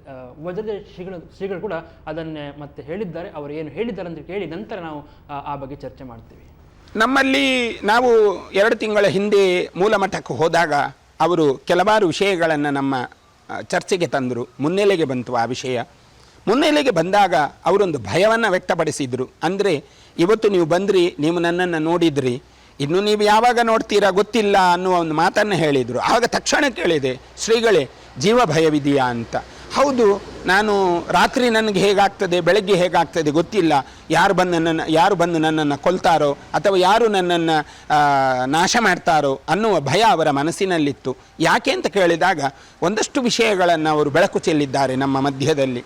ಈ ಕೃಷ್ಣ ಮಠದಲ್ಲಿ ಆಗಿರುವಂತಹ ವಿವಾದಗಳು ಮತ್ತವರ ಪಟ್ಟದ ದೇವರ ವಿಷಯವಾಗಿ ಬಂದ ವಿಷಯಗಳು ಅವೆಲ್ಲವನ್ನು ನಮ್ಮಲ್ಲಿ ಅವರು ಗಮನಿಸಿ ಹೇಳಿದ್ದಾರೆ. ಆದರೆ ಇದೆಲ್ಲವನ್ನು ನಮಗೆ ಕಂಡಾಗ ನಮ್ಮ ಮನಸ್ಸಿಗೆ ಬಂದದ್ದು, ನಮ್ಮ ಒಳಗಿನ ಮನಸ್ತಾಪಗಳು ಬಹಿರಂಗವಾಗಬಾರದು, ಅದು ನಾವು ನಮ್ಮ ಒಳಗೇ ಇತ್ಯರ್ಥ ಮಾಡಿ ಮುಗಿಸಿಕೊಡಬೇಕು. ಯಾಕೆ ಅಂತಂದರೆ ನಮ್ಮನ್ನು ಸಮಾಜ ಗಮನಿಸ್ತದೆ, ನಾವು ಮಾಡುವ ಕೆಲಸಗಳು, ನಾವು ಮಾಡುವ ಕರ್ತವ್ಯಗಳು, ನಾವು ನಡೆಯುವ ದಾರಿ, ಇದನ್ನೆಲ್ಲವನ್ನು ಸಮಾಜ ಗಮನಿಸ್ತದೆ. ಹಾಗಾಗಿ ಸಮಾಜಕ್ಕೆ ನಾವು ಅತೀತರಲ್ಲ, ಸಮಾಜ ನಮ್ಮನ್ನು ಒಪ್ಪಿಕೊಂಡಿದೆ ಅಷ್ಟೇ ವಿನಃ ಸಮಾಜಕ್ಕೆ ನಾವು ಅತೀತರಲ್ಲ. ಹಾಗಾಗಿ ಅಂತಹ ಒಂದು ಸಂದರ್ಭದಲ್ಲಿರುವಾಗ ಅವರು ಜೀವ ಭಯ ಉಂಟು ಅಂತಂದಾಗ ನಮಗೆ ಆಶ್ಚರ್ಯವಾಯಿತು. ಆಗ ನಾವು ಹೇಳಿದ್ದಿಷ್ಟೇ, ಮುಖ್ಯಪ್ರಾಣ ದೇವರು ಇಲ್ಲಿದ್ದಾರೆ, ಕಾರಣಿಕದ ಹನುಮಂತ, ಇವ ನಿಮ್ಮ ಕೈ ಬಿಡಲಿಕ್ಕಿಲ್ಲ. ಅಂತಹ ಸಂದರ್ಭ ಬಂದರೆ ನಾವಿದ್ದೇವೆ ನಿಮ್ಮ ಜೊತೆ ಎನ್ನುವ ಮಾತನ್ನು ಆವತ್ತು ಅವರಿಗೆ ಧೈರ್ಯ ತುಂಬಿಸಿದ್ದೇವೆ. ಆದರೆ ಇಷ್ಟು ಬೇಗ ಅವರು ನಮ್ಮನ್ನು ಬಿಟ್ಟು ಹೋಗ್ತಾರೆ ಅಂತ ನಮ್ಮ ಮನಸ್ಸಿಗೆ ಬಂದಿಲ್ಲ, ನಮ್ಮ ಗಮನಕ್ಕೂ ಬಂದಿಲ್ಲ. ಯಾಕೆ ಅಂತಂದರೆ ಕಟ್ಟುಮಸ್ತು ದೇಹ, ಶಾರೀರಿಕವಾಗಿ ಅವರು ಒಳ್ಳೆಯದೇ ಇದ್ದವರು. ಹಾಗಾಗಿ ಅವರಿಗೆ ರೋಗ ಅನ್ನುವುದು ನಮಗೇನು ಕಾಣಲಿಲ್ಲ. ಯಾಕೆ ಅಂತಂದರೆ ನಾವು ಇಡೀ ದಿವಸ ಅವರ ಜೊತೆಗಿದ್ದೆವು. ಇಡೀ ಶಿರೂರು ಮಠವನ್ನು ನಮ್ಮ ವಾಹನದಲ್ಲಿ ಅವರು ಸುತ್ತಿದ್ದು. ಹಾಗಾಗಿ ಅವರು ಅಲ್ಲಿ ಅಣೆಕಟ್ಟು ಮಾಡಿದ್ದಾರೆ. ಅಣೆಕಟ್ಟಿನಿಂದ ಬಹಳ ಗಮನಿಸಬೇಕು. ಉಡುಪಿ ಈ 2017ಕ್ಕೆ ಉಡುಪಿಗೆ ಒಂದು ಬರಗಾಲ ಬಂತು. ಬರಗಾಲ ಬಂದಾಗ ಉಡುಪಿಯಲ್ಲಿ ನೀರಿಲ್ಲ. ಅಲ್ಲಿಯ ಆವಾಗಿನ ಸನ್ಮಾನ್ಯ ಮಂತ್ರಿಗಳಾದ ಪ್ರಮೋದ್ ಮಧ್ವರಾಜರು ಅವರಲ್ಲಿ ಹೋಗಿ ಕೇಳಿಕೊಳ್ತಾರೆ, ಸ್ವಾಮೀಜಿ ಉಡುಪಿಗೆ ನೀರಿಲ್ಲ, ಏನು ಮಾಡುವ ಅಂತ. ಆಗ ಇವರು ಮಾನ್ಯ ಪ್ರಮೋದ್ ಮಧ್ವರಾಜರಿಗೆ ಬೆನ್ನು ತಟ್ಟಿ ಹೇಳ್ತಾರೆ, ಯಾಕೆ ಹೆದರ್ತೀರಿ, ಇಲ್ಲಿ ಬೇಕಾದಷ್ಟು ನೀರಿದೆ ಅಂತ ಹೇಳಿ ಆ ಸ್ವರ್ಣ ನದಿಯಿಂದ ನೀರನ್ನು ಎತ್ತಿ ಅದನ್ನು ಉಡುಪಿಗೆ ಕಳಿಸಿದ ಒಬ್ಬ ಮಹನೀಯ ಸಂತ. ತುಂಬ ಜನ ಅದನ್ನೇ ಹೇಳ್ತಾರೆ ಡಾಕ್ಟ್ರೆ, ಕಟ್ಟುಮಸ್ತಾಗಿದ್ದರು ಅಂತೇಳಿ. ನಮ್ಮ ಟಿವಿಯವರು ಕೂಡ ಒಂದು 15 ಡೇಸ್ ಮೊದಲು ಅವರನ್ನು ಭೇಟಿಯಾದಾಗ ಕೂಡ ಅವರು ಇಡೀ ಆ ಭಾಗದಲ್ಲಿ ಅವರೇ ಸ್ವತಃ ಡ್ರೈವ್ ಮಾಡಿಕೊಂಡು ಹೋಗಿ ತೋರಿಸಿದ್ರು ಅಂತ. ಸೊ ಹಾಗಿದ್ದಾಗ ಇಮಿಡಿಯೇಟಾಗಿ ಒಳಗೆ ಪ್ರಾಬ್ಲಮ್ ಆಗ್ತಾ ಇರುತ್ತೆ, ಗೊತ್ತಾಗೋದಿಲ್ವ, ಅಥವಾ ಒಳಗೆ ಆಗ್ತಾ ಇರಲಿಲ್ಲ, ಈಗ ವಿಷ ಅಂತ ಹೇಳಿದ್ರು ಕೂಡ ಅದಕ್ಕೆ ಒಂದಕ್ಕೆ ಲಿಂಕ್ ಸಿಗ್ತಾ ಇದೆಯಾ, ಏನು ಹೇಳ್ತೀರಿ? ಅಲ್ಲ, ವಿಷ ಅಂತ ತಗೊಂಡಿದ್ರೆ, ಈಗ ಡಾಕ್ಟ್ರು ವಿಷ ಅಂತ ಹೇಳಿದ್ದಿದ್ರೆ ಈಗ ನಾಳೆ ಬರ್ತದೆ, ಅದು ಗೊತ್ತಾಗ್ತದೆ, ಯಾವ ವಿಷಯ ಆದರೂ ಗೊತ್ತಾಗ್ತದೆ. ಎಕ್ಸೆಪ್ಟ್ ಸ್ನೇಕ್ ಬೈಟ್ ಮತ್ತು ಯಾವ ವಿಷಯನೂ ಗೊತ್ತಾಗ್ತದೆ. ಹಾವು ಕಚ್ಚಿದೊಂದು ಗೊತ್ತಾಗೋದಿಲ್ಲ, ಯಾಕಂದ್ರೆ ಹಾವು ಕಚ್ಚಿದ್ದು ಸೈನ್ಸ್ ಇದೆ, ಮಾರ್ಕ್ ಇರ್ತದೆ. ಬಟ್ ಇದು ಬೇರೆ ವಿಷ ಬಾಯಿನ ತಗೊಂಡಿದ್ರೆ ಅದು ಇಂಜೆಕ್ಟ್ ಮಾಡಿದರೆ ಗೊತ್ತಾಗ್ತದೆ. ಈಗ ಹೆಲ್ತಿಯಾಗಿದ್ರೆ ಅಂತ ಹೇಳ್ತಾ ಇದ್ದಾರೆ. Healthy persons do die. Sudden death ಏನೂ ಮ್ಯಾನಿಫೆಸ್ಟೇಷನ್ ಇಲ್ಲದೆ ತುಂಬ ಜನ ತೀರ್ಕೊಳ್ತಾರೆ. ಅಂದರೆ ಸಾಮಾನ್ಯವಾಗಿ ನಾವು ಅನ್ಕೊಳ್ತೇವೆ ಅಂದರೆ ಆಸ್ಪತ್ರೆಯಲ್ಲಿ ತುಂಬ ಜನ ನರಳಿ ಸತ್ರು ಅಂತೇಳಿ ಓದೋದು ಕೇಳೋದನ್ನ ಅನ್ಕೊಂಡು. ಹೌದು, ಅದು ಬೇರೆ ನಮ್ಮನೆ, ಅದು ಇದೆ. ಈಗ ಲಿವರ್ ಫೇಲಿಯರ್ ಆಗಿ ತುಂಬ ದಿನ ಆಗಿ ಸಾಯ್ತಾರೆ, ಕಿಡ್ನಿ ಫೇಲಿಯರ್ ಆಗಿ ತುಂಬ ದಿನ ಡಯಾಲಿಸಿಸ್, ಒಂದು ಕಿಡ್ನಿಯಲ್ಲಿ ಎಷ್ಟು ಜನ ಬದುಕ್ತಾರೆ. ಇವರದ್ದು kidney failure everything has happen very fast. ಒಂದು ಬ್ಲೀಡಿಂಗ್ ಆದ ಕೂಡಲೇ ಬ್ಲೀಡಿಂಗ್ ವಾಸ್ ಅನ್ಕಂಟ್ರೋಲೇಬಲ್. ಮೇಲಿಂದ ಒಮಿಟ್ ಮಾಡಿದ್ದಾರೆ ಅಂತ ನಾನು ನೋಡಲಿಲ್ಲ, ಪೇಪರಲ್ಲಿ ನೋಡಿದ ಬಗ್ಗೆ ನಾನು ಮಾತಾಡ್ತಿದ್ದೇನೆ. ಮೇಲಿಂದ ಒಮಿಟ್ ಮಾಡಿದ್ದಾರೆ, ಬಾಯಿಂದ ಒಮಿಟ್ ಮಾಡಿದ್ದಾರೆ, ಕೆಳಗಿಂದ ಬ್ಲಡ್ ಹೋಗಿದೆ ಅಂತ. ಸೊ ಇಷ್ಟು ಬ್ಲಡ್ ಲಾಸ್ ಆದ ಕೂಡಲೇ ಆಟೋಮೆಟಿಕ್ಲಿ ಕಿಡ್ನಿ ಫೇಲ್ ಆಗಿ ಆಗ್ತದೆ. ಒಬ್ಬರು ವೀಕ್ಷಕರ ಅಭಿಪ್ರಾಯವನ್ನು ಯಾರೊಬ್ರು ಕಾಯ್ತಾ ಇದ್ದಾರೆ ಕೇಳಲಿಕ್ಕೆ. ಹಲೋ, ನಮಸ್ಕಾರ. ನಮಸ್ತೆ. ಹಾಂ, ನಮಸ್ಕಾರ. ಹೇಳಿ ರಾಜ್ ಅವರೇ, ನಿಮ್ಮ ಅಭಿಪ್ರಾಯ ಡಾಕ್ಟರ್ ಇದೆ. ನಮಸ್ಕಾರ. ಹೌದು,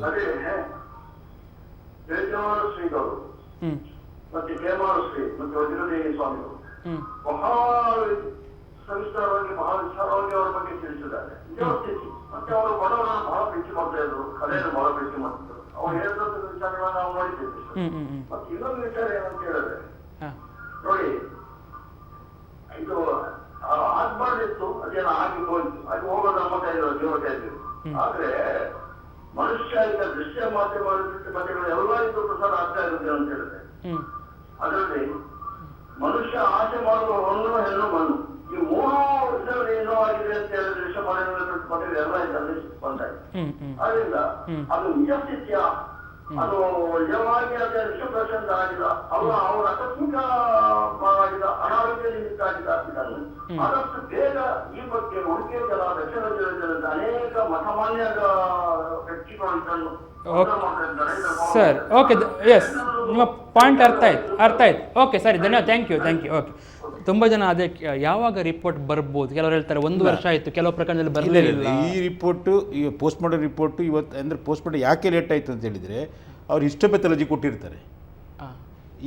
ಈ ಆರ್ಗನ್ಸ್ ತೆಗೆದು, ಈಗ ಹಾರ್ಟ್, ಲಿವರ್, ಕಿಡ್ನಿ ಅಂತ ತೆಗೆದು ಹಿಸ್ಟೋಪೆಥಾಲಜಿ ಕೊಟ್ಟು, ಪೆಥಾಲಜಿ ಡಿಪಾರ್ಟ್ಮೆಂಟಿಗೆ ಕೊಟ್ಟು, ಅಲ್ಲಿಂದ ರಿಪೋರ್ಟ್ ಇದು ನ್ಯಾಚುರಲ್ ಡೆತ್ ಉಂಟಾ, ಏನಾದರೂ ಪ್ರಾಬ್ಲಮ್ ಉಂಟು ಅದರಿಂದ ಅಂತ ಒಂದು ಮೇಲ್ನೋಟಕ್ಕೆ ಗೊತ್ತಾಗ್ತದೆ.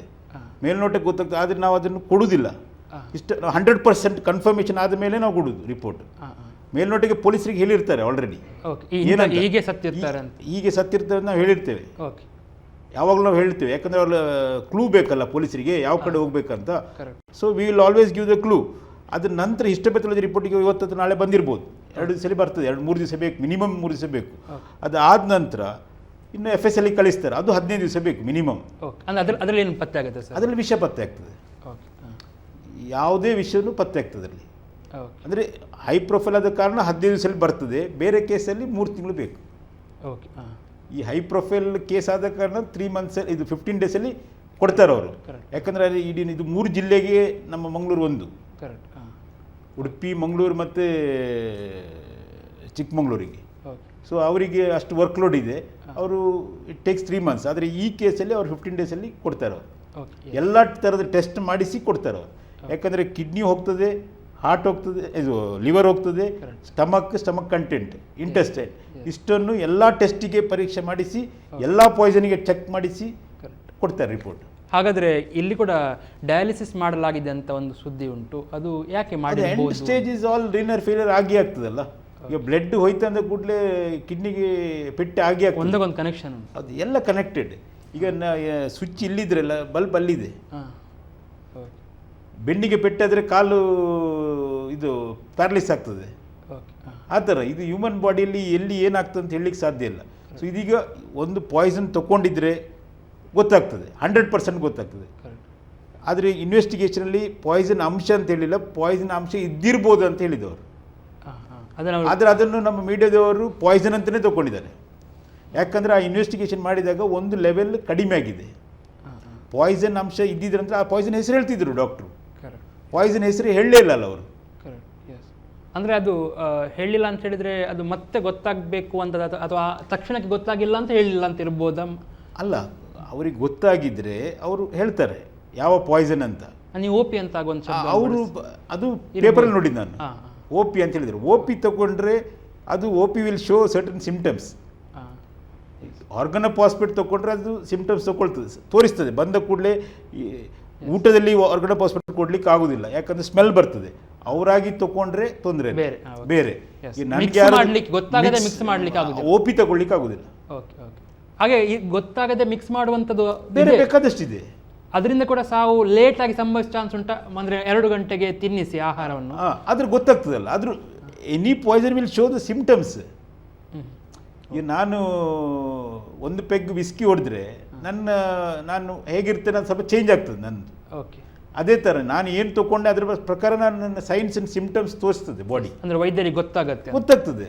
S, okay. ಇನ್ನೊಂದು ಬೈಟ್ ನೋಡೋಣ. ಅದರಲ್ಲಿ ವಜ್ರದೇಶಿಗಳು ಏನು ಹೇಳಿದ್ದಾರೆ ಅಂತ ನೋಡಿಕೊಂಡು ಬಂದು ನಂತರ ನಾವು ಬ್ರೇಕಿಗೆ ಹೋಗಬೇಕು. ಆ ಒಂದು ಬೈಟಿಗೆ ನಿಮ್ಮ ಮುಂದೆ ಅಂತಹ ಸಂತ ನಮ್ಮ ದೇಹಕ್ಕೆ ಅಥವಾ ನಮ್ಮ ಜೀವಕ್ಕೆ ಭಯ ಉಂಟು ಅಂತಂದಾಗ ನಾವು ಕೇಳಬೇಕಾದ್ದು ಯಾರಿಂದ ಅಂತ. ಆದರೆ ಅವರು ಆ ಗುಟ್ಟು ಬಿಟ್ಟು ಕೊಡಲಿಲ್ಲ. ನಮ್ಮಲ್ಲಿ ಯಾರಿಂದ ಭಯ ಇದೆ ಎನ್ನುವುದನ್ನು ಅವರು ಗುಟ್ಟು ಬಿಟ್ಟು ಕೊಡಲಿಲ್ಲ. ಆದರೆ ದೇವರಿಗೆ ಗೊತ್ತಿದೆ ಇದು ಯಾರ ಭಯ ಎನ್ನುವುದು. ಹಾಗಾಗಿ ನಾವು ಮುಖ್ಯ ಪ್ರಾಣ ದೇವರಲ್ಲಿ ಪ್ರಾರ್ಥಿಸಿದ್ದಿಷ್ಟೇ, ತಕ್ಷಣವಾಗಿ ನಮಗೆ ಯಾರಿಂದ ಅವರಿಗೆ ಭಯ ಬಂದಿದೆ ಆ ಭಯವನ್ನು ಜಗತ್ತಿಗೆ ತೋರಿಸು, ಗೊತ್ತಾಗಲಿ. ಯಾಕೆಂತಂದರೆ ಒಬ್ಬ ಸಂತ ಹೋಗಿರೋದು. ಸಾಮಾನ್ಯ ಮನುಷ್ಯ ಈ ರೀತಿ ಹೋಗಿದ್ದರೆ ಯಾರೂ ಇದನ್ನು ಗಮನಿಸುವುದಿಲ್ಲ, ಅಂದರೆ ಸಾಮಾನ್ಯ ಮನುಷ್ಯ ಅಂತ ಭಾವಿಸಿಕೊಳ್ತಾರೆ. ಇಷ್ಟು ದೊಡ್ಡ ಒಬ್ಬ ವ್ಯಕ್ತಿ ಹೀಗಾದಾಗ ಇನ್ನು ಸಾಮಾನ್ಯ ಮನುಷ್ಯನ ಪಾಡೇನು ಅನ್ನುವಂತಹ ಒಂದು ಭಯ ಜನಮಾನಸದಲ್ಲಿ ಬಿತ್ತಬಾರದು, ನಾವು ಅಂಥದ್ದು ಬರಬಾರದು. ಹಾಗಾಗಿ ಆ ಭಯವನ್ನು ಅವರು ವ್ಯಕ್ತಪಡಿಸಿದಾಗ ನಾವು ಅವರಿಗೆ ಧೈರ್ಯ ತುಂಬಿದ್ದೇವೆ. ಇಷ್ಟು ಬೇಗ ಹೋಗ್ತಾರೆ ಅನ್ನುವುದು ನಮ್ಮ ಮನಸ್ಸಿನಲ್ಲಿ ಇರಲಿಲ್ಲ. ಆದರೆ ಈಗ ಅವರು ನಮ್ಮನ್ನು ಬಿಟ್ಟು ಹೋಗಿದ್ದಾರೆ. ಹಾಗಾಗಿ ಅವರ ಮುಂದಿನ ಇವತ್ತು ಅವರಿಗೆ ಆದಂಥ ಸಾವಿನ ನ್ಯಾಯವನ್ನು ಮಾತ್ರ ನಾವು ಕೇಳ್ತಾ ಇದ್ದೇವೆ, ಯಾರ ಮೇಲೂ ಆರೋಪ ಮಾಡ್ತಾ ಇಲ್ಲ. ನಾವು ಯಾರನ್ನೂ ಇದಕ್ಕೆ ಗುರುತರ ಹೊಣೆ ಯಾರನ್ನೂ ಮಾಡ್ತಾ ಇಲ್ಲ. ನಾವಿಷ್ಟೇ ಕೇಳೋದು, ಉಡುಪಿಯ ಶ್ರೀಕೃಷ್ಣ ಪರಮಾತ್ಮನಲ್ಲೂ ಆ ಮುಖ್ಯ ಪ್ರಾಣನಲ್ಲೂ ನಮ್ಮ ಪ್ರಾರ್ಥನೆ ಇಷ್ಟೇ, ಏನಾಗಿದೆ ಏನು ಹೋಗಿದೆ ಅದರ ಬಗ್ಗೆ ಒಂದು ಸ್ವರೂಪ ಜ್ಞಾನವನ್ನು ಜಗತ್ತಿಗೆ ತೋರಿಸುವಷ್ಟೇ, ಬೇರೇನು ನಮ್ಗೆ ಅಗತ್ಯ ಇಲ್ಲ. ಯಾರ ಮೇಲೂ ನಾವು ಗೂಬೆ ಕೂರಿಸಬಾರ್ದು, ನಮ್ಮ ಕೆಲಸವೂ ಅದಲ್ಲ. ಯಾಕೆ ಅಂತಂದರೆ ಅಲ್ಲಿರುವಂತಹ ಸಂತರಿರಬಹುದು, ಆ ಕ್ಷೇತ್ರ ಇರಬಹುದು, ನಮಗೆ ಗುರುಪೀಠ ಅದು. ಹಾಗಾಗಿ ನಾವು ಯಾರನ್ನು ಅವಮಾನ ಮಾಡಬಾರ್ದು, ಯಾವ ಸಂತರನ್ನು ಮನ ನೋಯಿಸಬಾರದು. ಹಾಗಾಗಿ ಇಲ್ಲಿ ಆಗಿರೋದಿಷ್ಟೇ, ಶಿರೂರು ಶ್ರೀಗಳ ಸಾವು. ಆ ಸಾವಿಗೆ ನ್ಯಾಯ ಸಿಗಲಿ ಅಂತ ಹೇಳಿ ನಾವು ಮತ್ತೊಮ್ಮೆ ಕಳಕಳಿಯಿಂದ ವಿಜ್ಞಾಪಿಸ್ತೇವೆ. ಎಸ್, ಅದೇ ಡಾಕ್ಟರ್, ಮಧ್ಯರಾತ್ರಿ ಸುಮಾರು 1 ಗಂಟೆಗೆ ಅವರನ್ನು ICUಗೆ ಸೇರಿಸಲಾಗಿದೆ ಅಂತ ಹೇಳ್ತಾ ಇತ್ತು. 8-8ವರೆಗೆ ಅವರ ಇದು ತೀರಿಕೊಂಡಿದ್ದಾರೆ. ಅದರ ನಡುವಲ್ಲಿ ಏನಾಗಿರಬಹುದು ಅಂತ ನಿಮ್ಗೆ ಅನಿಸ್ತಾ ಉಂಟು? ಏನಾದರೂ ಆಗಿದ್ದಿದ್ರೆ ಅದನ್ನು ವೈದ್ಯರು ರಿಪೋರ್ಟ್ ಮಾಡಿಕೊಂಡಿರ್ತಾರ ಅಥವಾ ಮಾಡಿಕೊಂಡಿದ್ರೆ ನಮ್ಗೆ ಹೇಳ್ತಿದ್ರ, ಮಾಧ್ಯಮಗಳಿಗೆ ಹೇಳ್ಬೋದಿತ್ತ? ಟ್ರೀಟ್ಮೆಂಟ್ ಸ್ಟಾರ್ಟೆಡ್ 1 ಗಂಟೆಗೆ ಸ್ಟಾರ್ಟ್ ಆಗಿದೆ. 1 ಗಂಟೆಗೆ ಇಂಟೆನ್ಸಿವ್ ಕೇರಲ್ಲಿ ಬಂದ ಕೂಡ ಕ್ರಿಟಿಕಲ್ ಇದ್ರಂತ ಹೇಳಿದರು. ಇಂಟೆನ್ಸಿವ್ ಕೇರಲ್ಲಿ ಹೋಗಿದ್ದಾರೆ, ಇಂಟ್ಯೂಬೇಷನ್ ಆಗಿ ವೆಂಟಿಲೇಟರಲ್ಲಿ ಇದ್ರು ಅಂತ ಹೇಳಿದ್ದಾರೆ. ಅವರು ಯೂಶ್ವಲಿ ಹೈ ಪ್ರೊಫೈಲ್ ಕೇಸಲ್ಲಿ ಎವ್ರಿ ಅವರ್ಲಿ ರಿಪೋರ್ಟ್ ಕೊಡ್ತಾರೆ. ಇದು ಬೆಳಿಗ್ಗೆ ರಾತ್ರಿ 1 ಗಂಟೆಯಿಂದ ಆದ ಕಾರಣ ಕೊಡದೇ ಇರ್ಬೋದು. ಆದರೆ ಬೆಳಿಗ್ಗೆ 8 ಗಂಟೆಗೆ ಇನ್ನೂ ಕ್ರಿಟಿಕಲ್ ಇದ್ದಾರಂತ ಅವರು ರಿಲೇಟಿವ್ಸಿಗೆ ಹೇಳಿದಾರಂತೆ, ಬಟ್ ಪಬ್ಲಿಕ್ಕಿಗೆ ಹೇಳಿಲ್ಲ. ಪಬ್ಲಿಕ್ಕಿಗೆ ಬಂದು ಹೇಳಿದ್ದು 8ವರೆಗೆ ನಂತರ ಬಂದು ಹೇಳಿದ್ದಾರೆ. ಇದು ಒಂದು ಸ್ವಲ್ಪ ಕನ್ಫ್ಯೂಷನ್ ಕ್ರಿಯೇಟ್ ಆಗಿದೆ ಜನರಿಗೆ. ಅದು ಬಹು ಅಂಗಾಂಗ ವೈಫಲ್ಯ ಅಂತ ಹೇಳಿದ್ರೆ ಅದು ಕೂಡ ಅದು ಇಮಿಡಿಯೇಟ್ ಆಗ್ತದೆ ಅಂದರೆ ನಾವು ತುಂಬ ಸಲ ಈಗ ಬಹು ಅಂಗಾಂಗ ನಾನು ನಿಮ್ಗೆ ಹೇಳ್ತೀನಿ, ಈಗ ರ್ಯಾಟಾಲ್ ಅಂತ ಒಂದಿದೆ, ಈ ಇಲಿಪಾಶನ್ ಅಂತ ತಗೊಳ್ತಾರೆ, ಅದು ಸಹ ತುಂಬ ಜನ ತಗೊಂಡು ಸಾಯ್ತಾರೆ ಅದರಲ್ಲಿ. ಅಂದರೆ ಗಟ್ಟಿ ಮುಟ್ಟಿದಾಗಿದ್ದವ ಇಮಿಡಿಯೇಟ್ ಅಲ್ಲ, ಅದು ಇಲಿಪಾಶನ್ ತಗೊಂಡ್ರೆ 5 ದಿವಸ ಬೇಕು ಸಾಯ್ಬೇಕಾದ್ರೆ. ಅಂದರೆ ಅವನಿಗೆ ಗೊತ್ತಿರ್ತದೆ ಮತ್ತೆ ತೆಗೆದುಕೊಂಡಿದ್ದೇನೆ ಅಂತ. ತಗೊಂಡಿದ್ದವನು 2 ದಿವಸ ಆದಮೇಲೆ ಸರಿಯಾಗಿರ್ತಾನೆ, ನಾನು ಸಾಯುವುದಿಲ್ಲ ಅಂತ ಹೇಳ್ತಾನೆ. 3ನೇ 4ನೇ ದಿವಸಕ್ಕೆ ಮಲ್ಟಿ ಆರ್ಗನ್ ಫೇಲಿಯರ್ ಆಗ್ತದೆ. ಇಲಿಪಾಶನ ತಗೊಂಡ್ರೆ ಆಫ್ಟರ್ 4th 5th ಡೇಯಲ್ಲಿ ಗೊತ್ತಾಗ್ತದೆ. ಫಸ್ಟ್ 2 ದಿವಸ ಸೈನ್ಸ್ ಆ್ಯಂಡ್ ಸಿಂಪ್ಟಮ್ಸ್ ಇರ್ತದೆ, ಎಲ್ಲ ಕ್ರಿಟಿಕಲ್ ಆಗಿರ್ತದೆ. ಕಡೆಗೆ 2 ದಿವಸ ನಾರ್ಮಲ್ ಆಗಿರ್ತಾನೆ, ಹುಷಾರಾಗಿರ್ತಾನೆ. ಪೇಷಂಟ್ ತಿಳ್ಕೊಳ್ತಾನೆ ನಾನು ಸಾಯುವುದಿಲ್ಲ ಅಂತ.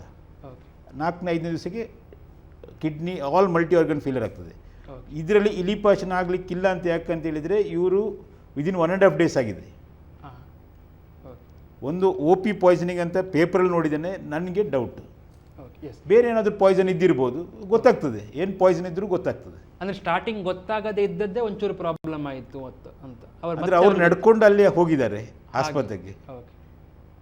ಈಗ ನೀವು OP ಆರ್ಗನೋಪಾಸ್ಪೇಟ್ ಪಾಯ್ಸನಿಂಗ್ ತೊಗೊಂಡ್ರೆ ಬ್ರೆತ್ಲೆಸ್ನೆಸ್, ಸಲೈವೇಷನ್ ಎಲ್ಲ ಸೈನ್ಸ್, ಕಣ್ಣು ಪೀಪಲ್ ವಾಮಿಟಿಂಗ್ ಆಗ್ತಿತ್ತು, ಉಸಿರಾಟ ಕಷ್ಟ ಆಗ್ತಿತ್ತು, ಮೂತ್ರ ಹೋಯ್ತು, ಎಲ್ಲ ಆ ಥರ.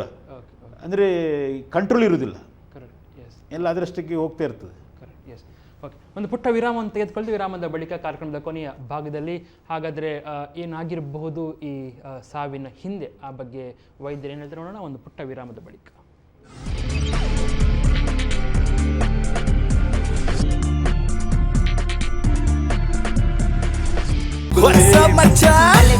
ನಮ್ಮ ಟಿವಿ ಫೇಸ್ಬುಕ್ ಪೇಜ್ ನ ಲೈಕ್ ಮಾಡಿ, ಯೂಟ್ಯೂಬ್ ಚಾನೆಲ್ ನ ಸಬ್ಸ್ಕ್ರೈಬ್ ಮಾಡಿ, ನಮ್ಮ ಎಲ್ಲಾ ಯೂಟ್ಯೂಬ್ ವಿಡಿಯೋ ಅಪ್ಡೇಟ್ಸ್ಗೆ ಬೆಲ್ ಐಕಾನ್ ಕ್ಲಿಕ್ ಮಾಡಿ. ನಮ್ಮ ಟಿವಿ ಕರಾವಳಿ ಕರ್ನಾಟಕದ ನಾಡಿಮಿಡಿತ.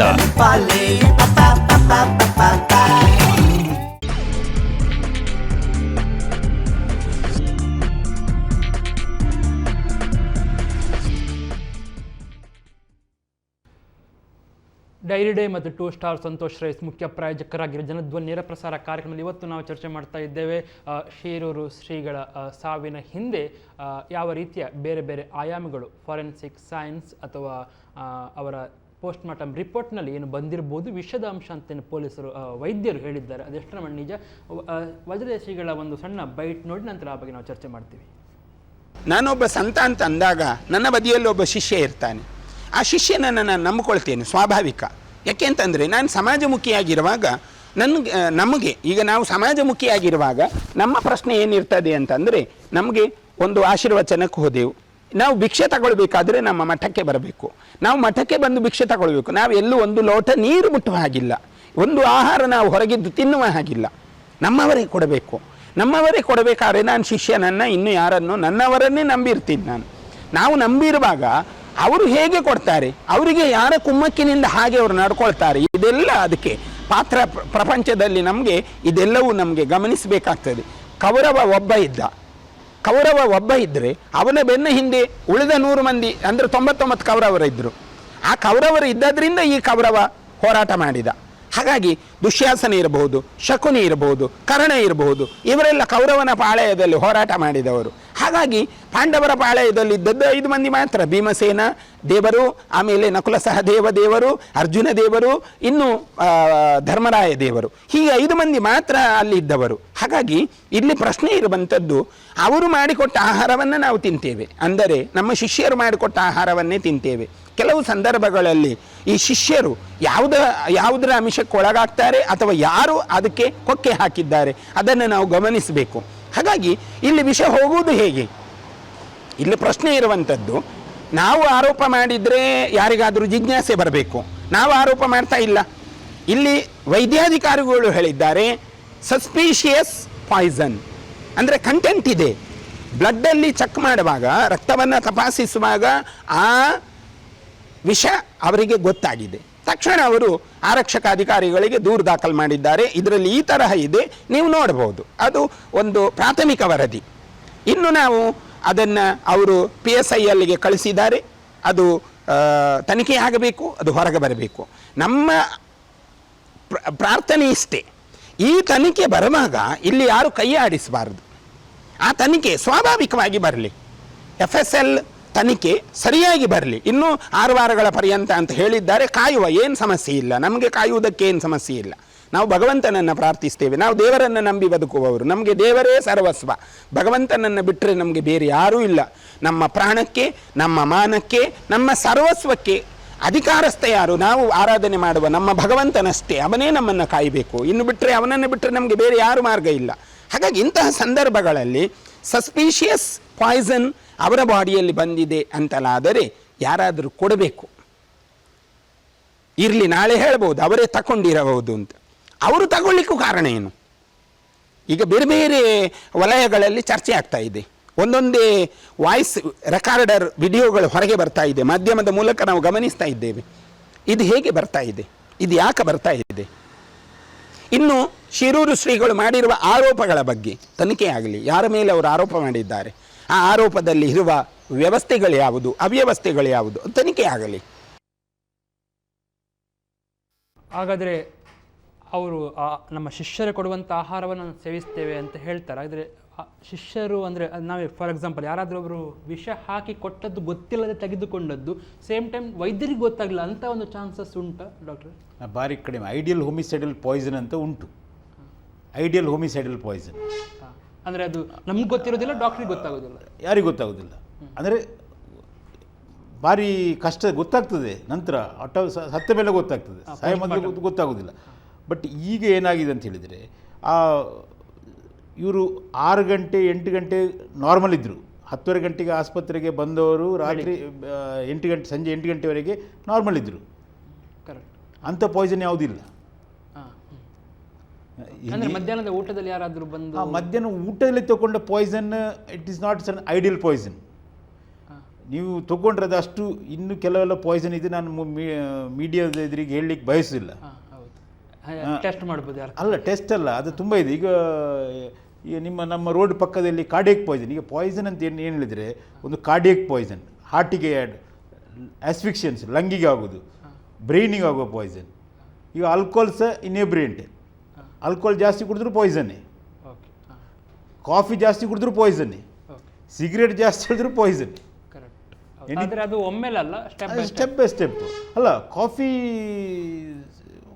ಸಿಕ್ಕ ಪಾಯ್ಸನ್, ಅದು ಸಿಗರೇಟ್ಸ್ ಆಗಿ ಸಿಕ್ಕಾಪಟ್ಟೆ ತಗೊಂಡ್ರೆ ನಿಕೋಟಿನ್ ಅಂತ. ನಾವು ಸಿಗರೇಟ್ ಅಂದರೆ ಖಾಲಿ ಸಿಗರೇಟ್ ಎಳೆಯುವುದಲ್ಲ, ನಿಕೋಟಿನ್, ಟೊಬ್ಯಾಕೊ, ಅದು poison. So even cardiac poison aconite ಅಂತ ಒಂದಿದೆ, ಅದು ಒಂದು ಡ್ರಾಪ್ ಜ್ಯೂಸ್ ಹಾಕಿದರೆ, ಕ್ರಷ್ ಮಾಡಿ ಜ್ಯೂಸ್ ಹಾಕಿದರೆ ಒಂದು ಆನೆ ವಿದಿನ್ 1 hour ಸಾಯ್ತದೆ. ಮನುಷ್ಯ ಅಲ್ಲ, ಆನೆ, ಎಲಿಫೆಂಟ್ ಸಾಯ್ತದೆ. ಆದರೆ ಅದು ಸೈನ್ ಸಿಂಟಮ್ಸ್ ಗೊತ್ತಾಗ್ತದೆ ಇಮಿಡಿಯೇಟ್, ಅದೆಲ್ಲ. ಅಂದರೆ ತೆಗೆದುಕೊಂಡ ಕೂಡಲೇ ಒಬ್ಬ ವೈದ್ಯರು ನೋಡಿದ ಕೂಡಲೇ ಗೊತ್ತಾಗುತ್ತೆ. ಅಲ್ಲ, ಸಾಯ್ತಾರೆ, 1 ಗಂಟೆಯಲ್ಲಿ ಸಾಯ್ತಾರೆ. ಅಲ್ಲ, ಅದ್ರ ಮಧ್ಯದಲ್ಲಿ ಆಸ್ಪತ್ರೆಗೆ ಕರೆದುಕೊಂಡು ಬಂದರೆ ಹೌದು. ಆದರೆ ಇದು ಹಾಗೆ ಆಗಿಲ್ಲಲ್ಲ. ಇದು ಆಗಿದ್ದು ಒಂದು ಟೇಸ್ಟ್ಲೆಸ್ ಪಾಯ್ಸನ್. ಅಂದರೆ ಯಾವುದೇ ಪಾಯ್ಸನ್ ಊಟದಲ್ಲಿ ತಗೊಂಡಿದ್ದರೆ ಅದು ಟೇಸ್ಟ್ಲೆಸ್ ಆಗಿರಬೇಕು, ಸ್ಮೆಲ್ ಇರಬಾರ್ದು, ಟೇಸ್ಟ್ ಇರಬಾರ್ದು. ಸೊ ವೆರಿ ರೇರ್ಲಿ ಅಂಥ ಪಾಯ್ಸನಲ್ಲಿ ಊಟ ಸಾಯ್ಬೇಕಂತ ಯಾರಾದರೂ ಕೊಟ್ಟರೆ, ವಿಷಪ್ರಾಶನ ಮಾಡಿದರೆ ಯೂಶ್ವಲಿ ಡಾಕ್ಟ್ರಿಗೆ ಗೊತ್ತಾಗ್ತದೆ. ಯಾಕಂದರೆ ಇವರು ಆಸ್ಪತ್ರೆಯಲ್ಲಿದ್ದರು, ಇವರು ಹೊರಗಡೆ ಇರಲಿಲ್ಲ, ಮನೇಲಿ ಇರಲಿಲ್ಲ, ಇವರು ಆಸ್ಪತ್ರೆ ಒಳಗೆ ಇದ್ದರು. ಫಸ್ಟ್ ಆಸ್ಪತ್ರೆಯಲ್ಲಿ ಊಟ ಮಾಡಿದಾಗ ಅಲ್ಲಿ ಗೊತ್ತಾಗ್ತಿತ್ತು ಅವರಿಗೆ, ವಾಮಿಟಿಂಗ್ ಮಾಡ್ತಿದ್ರು.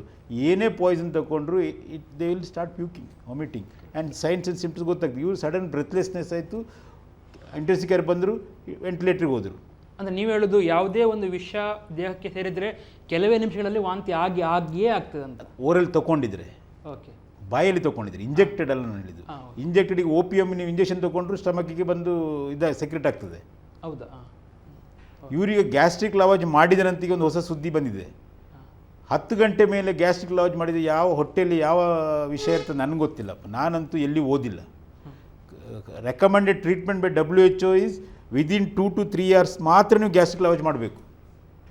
ಹೊಟ್ಟೆಗೆ ಪೈಪ್ ಹಾಕಿ ವಿಷ ತೆಗಿಬೇಕು, 3 ಗಂಟೆ ಒಳಗೆ ಆದರೆ ಮಾತ್ರ, 3 ಗಂಟೆ ನಂತರ ತೆಗಿಬಾರ್ದು. ವೆಸ್ಟರ್ನ್ ಕಂಟ್ರಿಲಿ ಈಗ ಯಾರೂ ಗ್ಯಾಸ್ಟ್ರಿಕ್ ಲವಾಜ್ ಮಾಡೋದೇ ಇಲ್ಲ. ಯಾಕೆ? ಅದು ಅಲ್ಲ, ಅವ್ರದ್ದು ಟ್ರೀಟ್ಮೆಂಟ್ ಬೇರೆ ಟೈಪ್, ನಮ್ಮದು ಟ್ರೀಟ್ಮೆಂಟ್ ಬೇರೆ ಟೈಪ್. ಅವ್ರದ್ದು ICU ಈಸ್ ಸೋ ಗುಡ್. ಈ ಕಾರ್ಪೊರೇಟ್ ಹಾಸ್ಪಿಟ್ಲಲ್ಲಿ ಬೇರೆ ನಮೂನೆ ಮಾಡ್ತಾರೆ. ನಮ್ಮಲ್ಲಿಗೆ 3 ಗಂಟೆ 4 ಗಂಟೆ ಒಳಗೆ ಬಂದರೆ ಮಾತ್ರ ನಾವು ICU ಇದು ಪೈಪ್ ಹಾಕಿ ಹೊಟ್ಟೆ ಕ್ಲೀನ್ ಮಾಡೋದು. ಎಸ್. ಕೊನೆಯ ಒಂದು ಬೈಟನ್ನು ನೋಡಿಕೊಂಡು ನಾವು ನಂತರ ಅಂತಿಮವಾಗಿ ಫೈನಲ್ ಕಮೆಂಟನ್ನು ತೆಗೆದುಕೊಳ್ತೇವೆ ವೈದ್ಯರಿಂದ. ಒಂದು ಕೊನೆಯ ಬೈಟಿಗೆ ನಿಮ್ಮ ಮುಂದೆ. ಇವತ್ತು ಶಿರೂರು ಶ್ರೀಗಳು ನಮ್ಮ ಮಧ್ಯದಲ್ಲಿಲ್ಲ. ಬಹಳಷ್ಟು ಆರೋಪಗಳನ್ನು ಮಾಡಬಹುದು, ಆ ತಪ್ಪು ಈ ತಪ್ಪು ಎಲ್ಲವನ್ನೂ ಹೊರಿಸಬಹುದು, ಆದರೆ ಅವರು ನಮ್ಮ ಮಧ್ಯದಲ್ಲಿಲ್ಲ. ಇವತ್ತು ಆ ಆರೋಪವನ್ನು ಯಾರು ಹೇಳಬೇಕು? ಈಗ ನಮ್ಮ ಮೇಲೆ ಆರೋಪ ಮಾಡಿದರೆ ನಾವಿದ್ದೇವೆ, ಉತ್ತರ ಕೊಡಬಹುದು. ನೀವು ಬಂದು ಕೇಳ್ತೀರಿ ನಮ್ಮಲ್ಲಿ, ಸ್ವಾಮೀಜಿ ನಿಮ್ಮ ಮೇಲೆ ಈ ಆರೋಪ ಬಂದಿದೆ, ಇದಕ್ಕೇನು ಹೇಳ್ತೀರಾ ಅಂತ ನಾವು ಹೇಳ್ಬೋದು. ಇವತ್ತು ಅವರು ಇಲ್ವಲ್ಲ, ಮೈಕ್ ಹಿಡಿಯಬೇಕಾದರೆ ಶಿರೂರು ಶ್ರೀಗಳು ಇಲ್ವಲ್ಲ, ನಾನು ಆರೋಪ ಮಾಡ್ಬೋದು ಅವರ ಮೇಲೆ, ಅವರು ಹೀಗೆ ಮಾಡಿದ್ದಾರೆ. ಆದರೆ ಮೈಕ್ ಯಾರಿಗೆ ಹಿಡಿಯಬೇಕು? ಕಲ್ಲಿಗೆ ಹಿಡಿಯಬೇಕು ನಾನು, ಅವರಿಲ್ಲ. ಹಾಗಾಗಿ ಆರೋಪ ಮಾಡುವುದು ದೊಡ್ಡದಲ್ಲ. ನಮ್ಮ ಪ್ರಶ್ನೆ ಇರುವಂಥದ್ದು, ಈಗ ಸಾವಾಗಿದೆ, ಈ ಸಾವಿನಲ್ಲಿ ಲೋಪ ಆಗಿದೆ ಎನ್ನುವುದು ನಮಗೆ ಮೇಲ್ನೋಟಕ್ಕೆ ಕಾಣುವ ವಿಷಯ. ಲೋಪ ಆಗಿದೆ, ಈ ಲೋಪ ಏನು ಜಗತ್ತಿಗೆ ಜಾಹೀರಾಗಲ್ಲ, ಅಷ್ಟೇ ನಮ್ಮ ಪ್ರಶ್ನೆ ಇರುವಂಥದ್ದು. ನಮ್ಮ ಪ್ರಾರ್ಥನೆ ಇರುವಂಥದ್ದು ಇಷ್ಟೇ, ಈ ತನಿಖೆ ಒಳ್ಳೆಯ ಮಟ್ಟದಲ್ಲಿ ಆಗಲಿ, ಯಾರು ಇದರೊಳಗೆ ಕೈಯಾಡಿಸದೆ ದೇವಸ್ವರೂಪವಾಗಿ ಈ ತನಿಖೆ ಆಗಲಿ, ಆ ತನಿಖೆಯಿಂದ ಜಗತ್ತಿಗೆ ನ್ಯಾಯ ಅನ್ಯಾಯ ಗೊತ್ತಾಗಲಿ, ಅಷ್ಟೇ ನಮ್ಮ ಭಾವನೆ ಇರುವುದು. ಹೌದು ಹೌದು ಹೌದು. ಎಸ್, ನಾವು ಕಾರ್ಯಕ್ರಮ ಕೊನೆ ಹಂತಕ್ಕೆ ಈಗ ನಮ್ಮ ಪ್ರಶ್ನೆ ಇರುವಂಥದ್ದು, ಈಗ ಮೊನ್ನೆ ಕೊಟ್ಟಂಥ ವೈದ್ಯರ ಹೇಳಿಕೆ ಕೊನೆಗೆ ನಂತರ ಪೋಸ್ಟ್ ಮಾರ್ಟಮ್ ರಿಪೋರ್ಟ್ ಬಂದ ನಂತರ ಬದಲಾವಣೆ ಆಗಬಹುದು ಅಂತ ನಿಮ್ಗೆ ಅನಿಸ್ತಾ ಉಂಟಾ, ಅಥವಾ ಆಗದೇ ಇರಲಿಕ್ಕೂ ಸಾಕು ಅಂತ ಅನಿಸ್ತಾ ಉಂಟಾ? ಏನು ಅನಿಸ್ತಾ ಉಂಟು? ಅಲ್ಲ, ವಿಷಯ ಇದ್ದರೆ ಹೊರಗೆ ಬರ್ತದೆ. ಓಕೆ, ನ್ಯಾಚುರಲ್ ಡೆತ್ ಆದರೆ ಅದನ್ನು ಹೇಳ್ತಾರೆ, ಅವ್ರಿಗೆ ಹೇಗೆ ಸತ್ರು ಅಂತ ಕರೆಕ್ಟಾಗಿ ಹೇಳ್ತಾರೆ.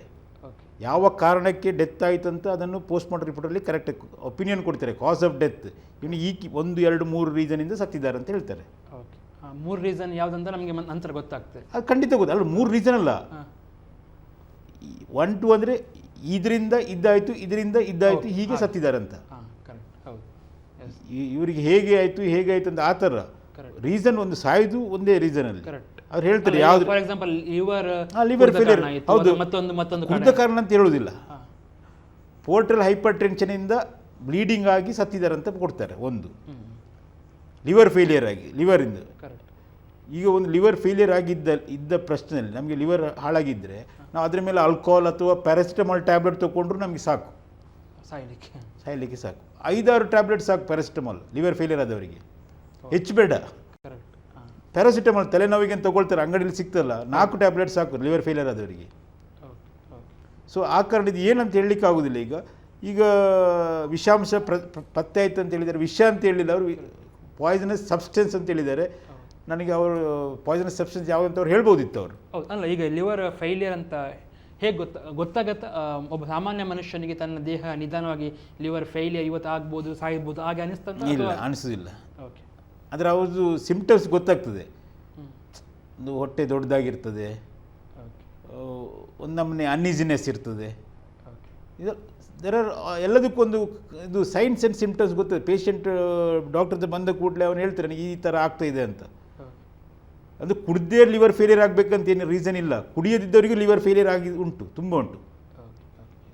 ಈಗ ಅದು ಕೋಳಿ ಆಗಲಿ ತರಕಾರಿ ಆಗಲಿ ಎಲ್ಲದಕ್ಕೂ ಇಂಜೆಕ್ಟ್ ಮಾಡಿ ಬರ್ತದೆ. ಯಾವುದು ಫುಡ್ಡು ಸ್ಟೀರಾಯ್ಡ್ಸ್ ಕೊಟ್ಟೇ ಬರ್ತದೆ, ಹೆಚ್ಚಿನ ಫುಡ್. ಸೊ ತರಕಾರಿಯಲ್ಲಿ ಸಹ ಸ್ಟೀರಾಯ್ಡ್ಸ್ ಇದೆ. ಸೊ ಅದನ್ನು ಹೇಳಲಿಕ್ಕಾಗೋದಿಲ್ಲ ಏನಂತ. ಲಿವರ್ ಫೇಲಿಯರ್ ಇದ್ದರೆ ಒಂದು ಕಾರಣ, ಯಾಕಂದರೆ vomiting blood from the mouth, ಇದು ಹೊರ ಕೆಳಗಿಂದ ಸಹ ರಕ್ತ ಹೋಗಿದೆ ಅಂತ. ಇನ್ನೊಂದು ವಿಷ, ನೋಡೋ ವಿಷ ಯಾವುದು ಅಂತ ಗೊತ್ತಾಗ್ತದೆ, ಖಂಡಿತ ಗೊತ್ತಾಗ್ತದೆ. ಸರ್, ಕೊನೆಯದಾಗಿ ಡಾಕ್ಟ್ರೆ, ಫಾರೆನ್ಸಿಕ್ ಎಕ್ಸ್ಪರ್ಟ್ ಆಗಿ ನೀವು ಜನರಿಗೆ ಏನಾದರೂ ಈ ಸಂಶಯದ ಸುಳಿಯಲಿದ್ದಾರೆ ಅವ್ರಿಗೇನಾದರೂ ಕೊನೆಯ ಕಿವಿ ಮಾತು ಅಥವಾ ಟಿಪ್ಸ್ ಅಥವಾ ಏನಾದರೂ ಹೇಳಲಿಕ್ಕೆ ಇಷ್ಟಪಡ್ತೀರಿ? ಇನ್ನೊಂದು 3 ದಿವಸದಲ್ಲಿ ಆಟೋಪ್ಸಿ PM ರಿಪೋರ್ಟ್ ಬರ್ತದೆ. ರಿಪೋರ್ಟ್ ಬಂದ ನಂತರ ಅದನ್ನು ಪಬ್ಲಿಕ್ ಮಾಡ್ತಾರೆ. ಆವಾಗ ತಮಗೆ ಎಲ್ಲದೂ ಗೊತ್ತಾಗ್ತದೆ. ಇನ್ನು 15 ದಿವಸದಲ್ಲಿ FSL ರಿಪೋರ್ಟ್ ಬರ್ತದೆ. ಯಾವ ವಿಷ ಅಂಶ ಇತ್ತು, ಅದು ಅದರಿಂದ ಸತ್ತಿದಾರಂತ ಅದನ್ನು ಪೊಲೀಸರು ಇನ್ವೆಸ್ಟಿಗೇಷನ್ ಮಾಡಿ ಹೇಳ್ತಾರೆ. ಹೇಗೆ, ಎಲ್ಲಿಂದ ವಿಷ ತಗೊಂಡ್ರು, ಯಾರು ಕೊಟ್ಟರು, ಅದನ್ನು ಪೊಲೀಸ್ ಇನ್ವೆಸ್ಟಿಗೇಷನ್ ಮಾಡ್ತಾರೆ. ಸೊ ನಾವು ಟೆನ್ಷನ್ ಮಾಡಿಕೊಂಡು ಹೂವಾಪೋಗೆಲ್ಲ TV ನೋಡಿಕೊಂಡು ಅಥವಾ ಪೇಪರಲ್ಲಿ ದಿವಸ ಒಂದೊಂದು ಸ್ಟೋರಿ ಬರ್ತಾಯಿದೆ. ಸೊ ಇಲ್ಲಿ ವೆಯ್ಟ್ ಆ್ಯಂಡ್ ವಾಚ್. ನಮ್ಮ SP ಅವರು ತುಂಬ ಅನುಭವಿಯಾಗಿದ್ದಾರೆ. So he will do his best. Yes. So postmortem report ಅಥವಾ ಫಾರೆನ್ಸಿಕ್ ಸೈನ್ಸ್ ರಿಪೋರ್ಟ್ ಅದೆಲ್ಲ ಬಂದ ನಂತರ ಅಂತಿಮವಾಗಿರುವಂಥ ಒಂದು ಚಿತ್ರಣ ಗೊತ್ತಾಗತ್ತೆ. ಅದರ ನಂತರವೇ ಯಾರಾದರೂ ಕನ್ಕ್ಲೂಷನ್ಗೆ ಬರಲಿಕ್ಕೆ ಸಾಧ್ಯ. ಅದಕ್ಕಿಂತ ಮೊದಲು ಯಾರಾದರೂ ಏನಾದರೂ ಹೇಳ್ತಾ ಇದ್ದಾರಂತಾದರೆ, ಅಂದರೆ ಜನಸಾಮಾನ್ಯರು ಏನಾದರೂ ಹೇಳ್ತಾ ಇದ್ದಾರಂತಂದರೆ ಬಹುಶಃ ಅದು ಊಹಾಪೋಹಗಳ ಮೇಲೆ, ವೈದ್ಯರು ಹೇಳಿದಾಗೆ ಮಾಧ್ಯಮಗಳ ರಿಪೋರ್ಟ್ಗಳ ಮೇಲೆ ಅದು ಅವಲಂಬಿತವಾಗಿರುತ್ತೆ. ಅದು ಬಿಟ್ಟು ಒಂದಿಷ್ಟಿನ ಕಾಯೋಣ. ಆಗ ಸ್ವಾಮಿಗಳು ಕೂಡ ಹೇಳಿದರು, ನಮಗೆ ಸಮಯ ಇದೆ, ನಾವು ಕಾಯ್ತೇವೆ, ಕಾದ ನಂತರ ಒಂದು ಒಳ್ಳೆಯ ಫಲಿತಾಂಶ ಬರಲಿ, ಸತ್ಯ ಹೊರಗೆ ಬರಲಿ ಅಂತ ಹೇಳ್ತಾ ಇದ್ದಾರೆ. ಸೊ ಎಲ್ಲವೂ ಕೂಡ ಅದರ ಮೇಲೆ ಡಿಪೆಂಡ್ ಆಗಿದೆ, ರಿಪೋರ್ಟ್ಗಳ ಮೇಲೆ ಡಿಪೆಂಡ್ ಆಗಿದೆ. ಅದು ನೈಜ ರಿಪೋರ್ಟು, ನೈಜ ಸತ್ಯವನ್ನು ತೆಗೆದುಕೊಂಡು ಹೊರಗೆ ಬರಲಿ ಅಂತ ಹೇಳ್ತಾ, ಕರೆ ಮಾಡಿರುವಂಥ ವೀಕ್ಷಕರಿಗೆ, ನಮ್ಮೊಡನೆ ಮಾತನಾಡಿರುವಂಥ ವಜ್ರದೇಹಿ ಶ್ರೀಗಳಿಗೆ, ಹಾಗೆ ಕಾರ್ಯಕ್ರಮಕ್ಕೆ ಇಲ್ಲಿ ಬಂದು ಸ್ಟುಡಿಯೋದಲ್ಲಿ ನಮ್ಮೊಟ್ಟಿಗೆ ಭಾಗವಹಿಸಿರುವಂಥ ಡಾಕ್ಟರ್ ಮಹಾಬಲೇಶ್ ಭಟ್ ಅವರಿಗೆ, ಶೆಟ್ಟಿ ಅವರಿಗೆ ನಮ್ಮ ಟಿವಿಯ ಪರವಾಗಿ ಆತ್ಮೀಯವಾಗಿರುವಂಥ ಧನ್ಯವಾದಗಳು. Thank you doctor. ಓಕೆ, ಇದು ಇವತ್ತಿನ ಜನಧ್ವನಿ. ನಾಳೆ ರಾತ್ರಿ 7:40 ಜನಧ್ವನಿ ನೇರ ಪ್ರಸಾರದಲ್ಲಿ ಮತ್ತೆ ಭೇಟಿಯಾಗೋಣ. ನಮಸ್ಕಾರ, ಶುಭರಾತ್ರಿ.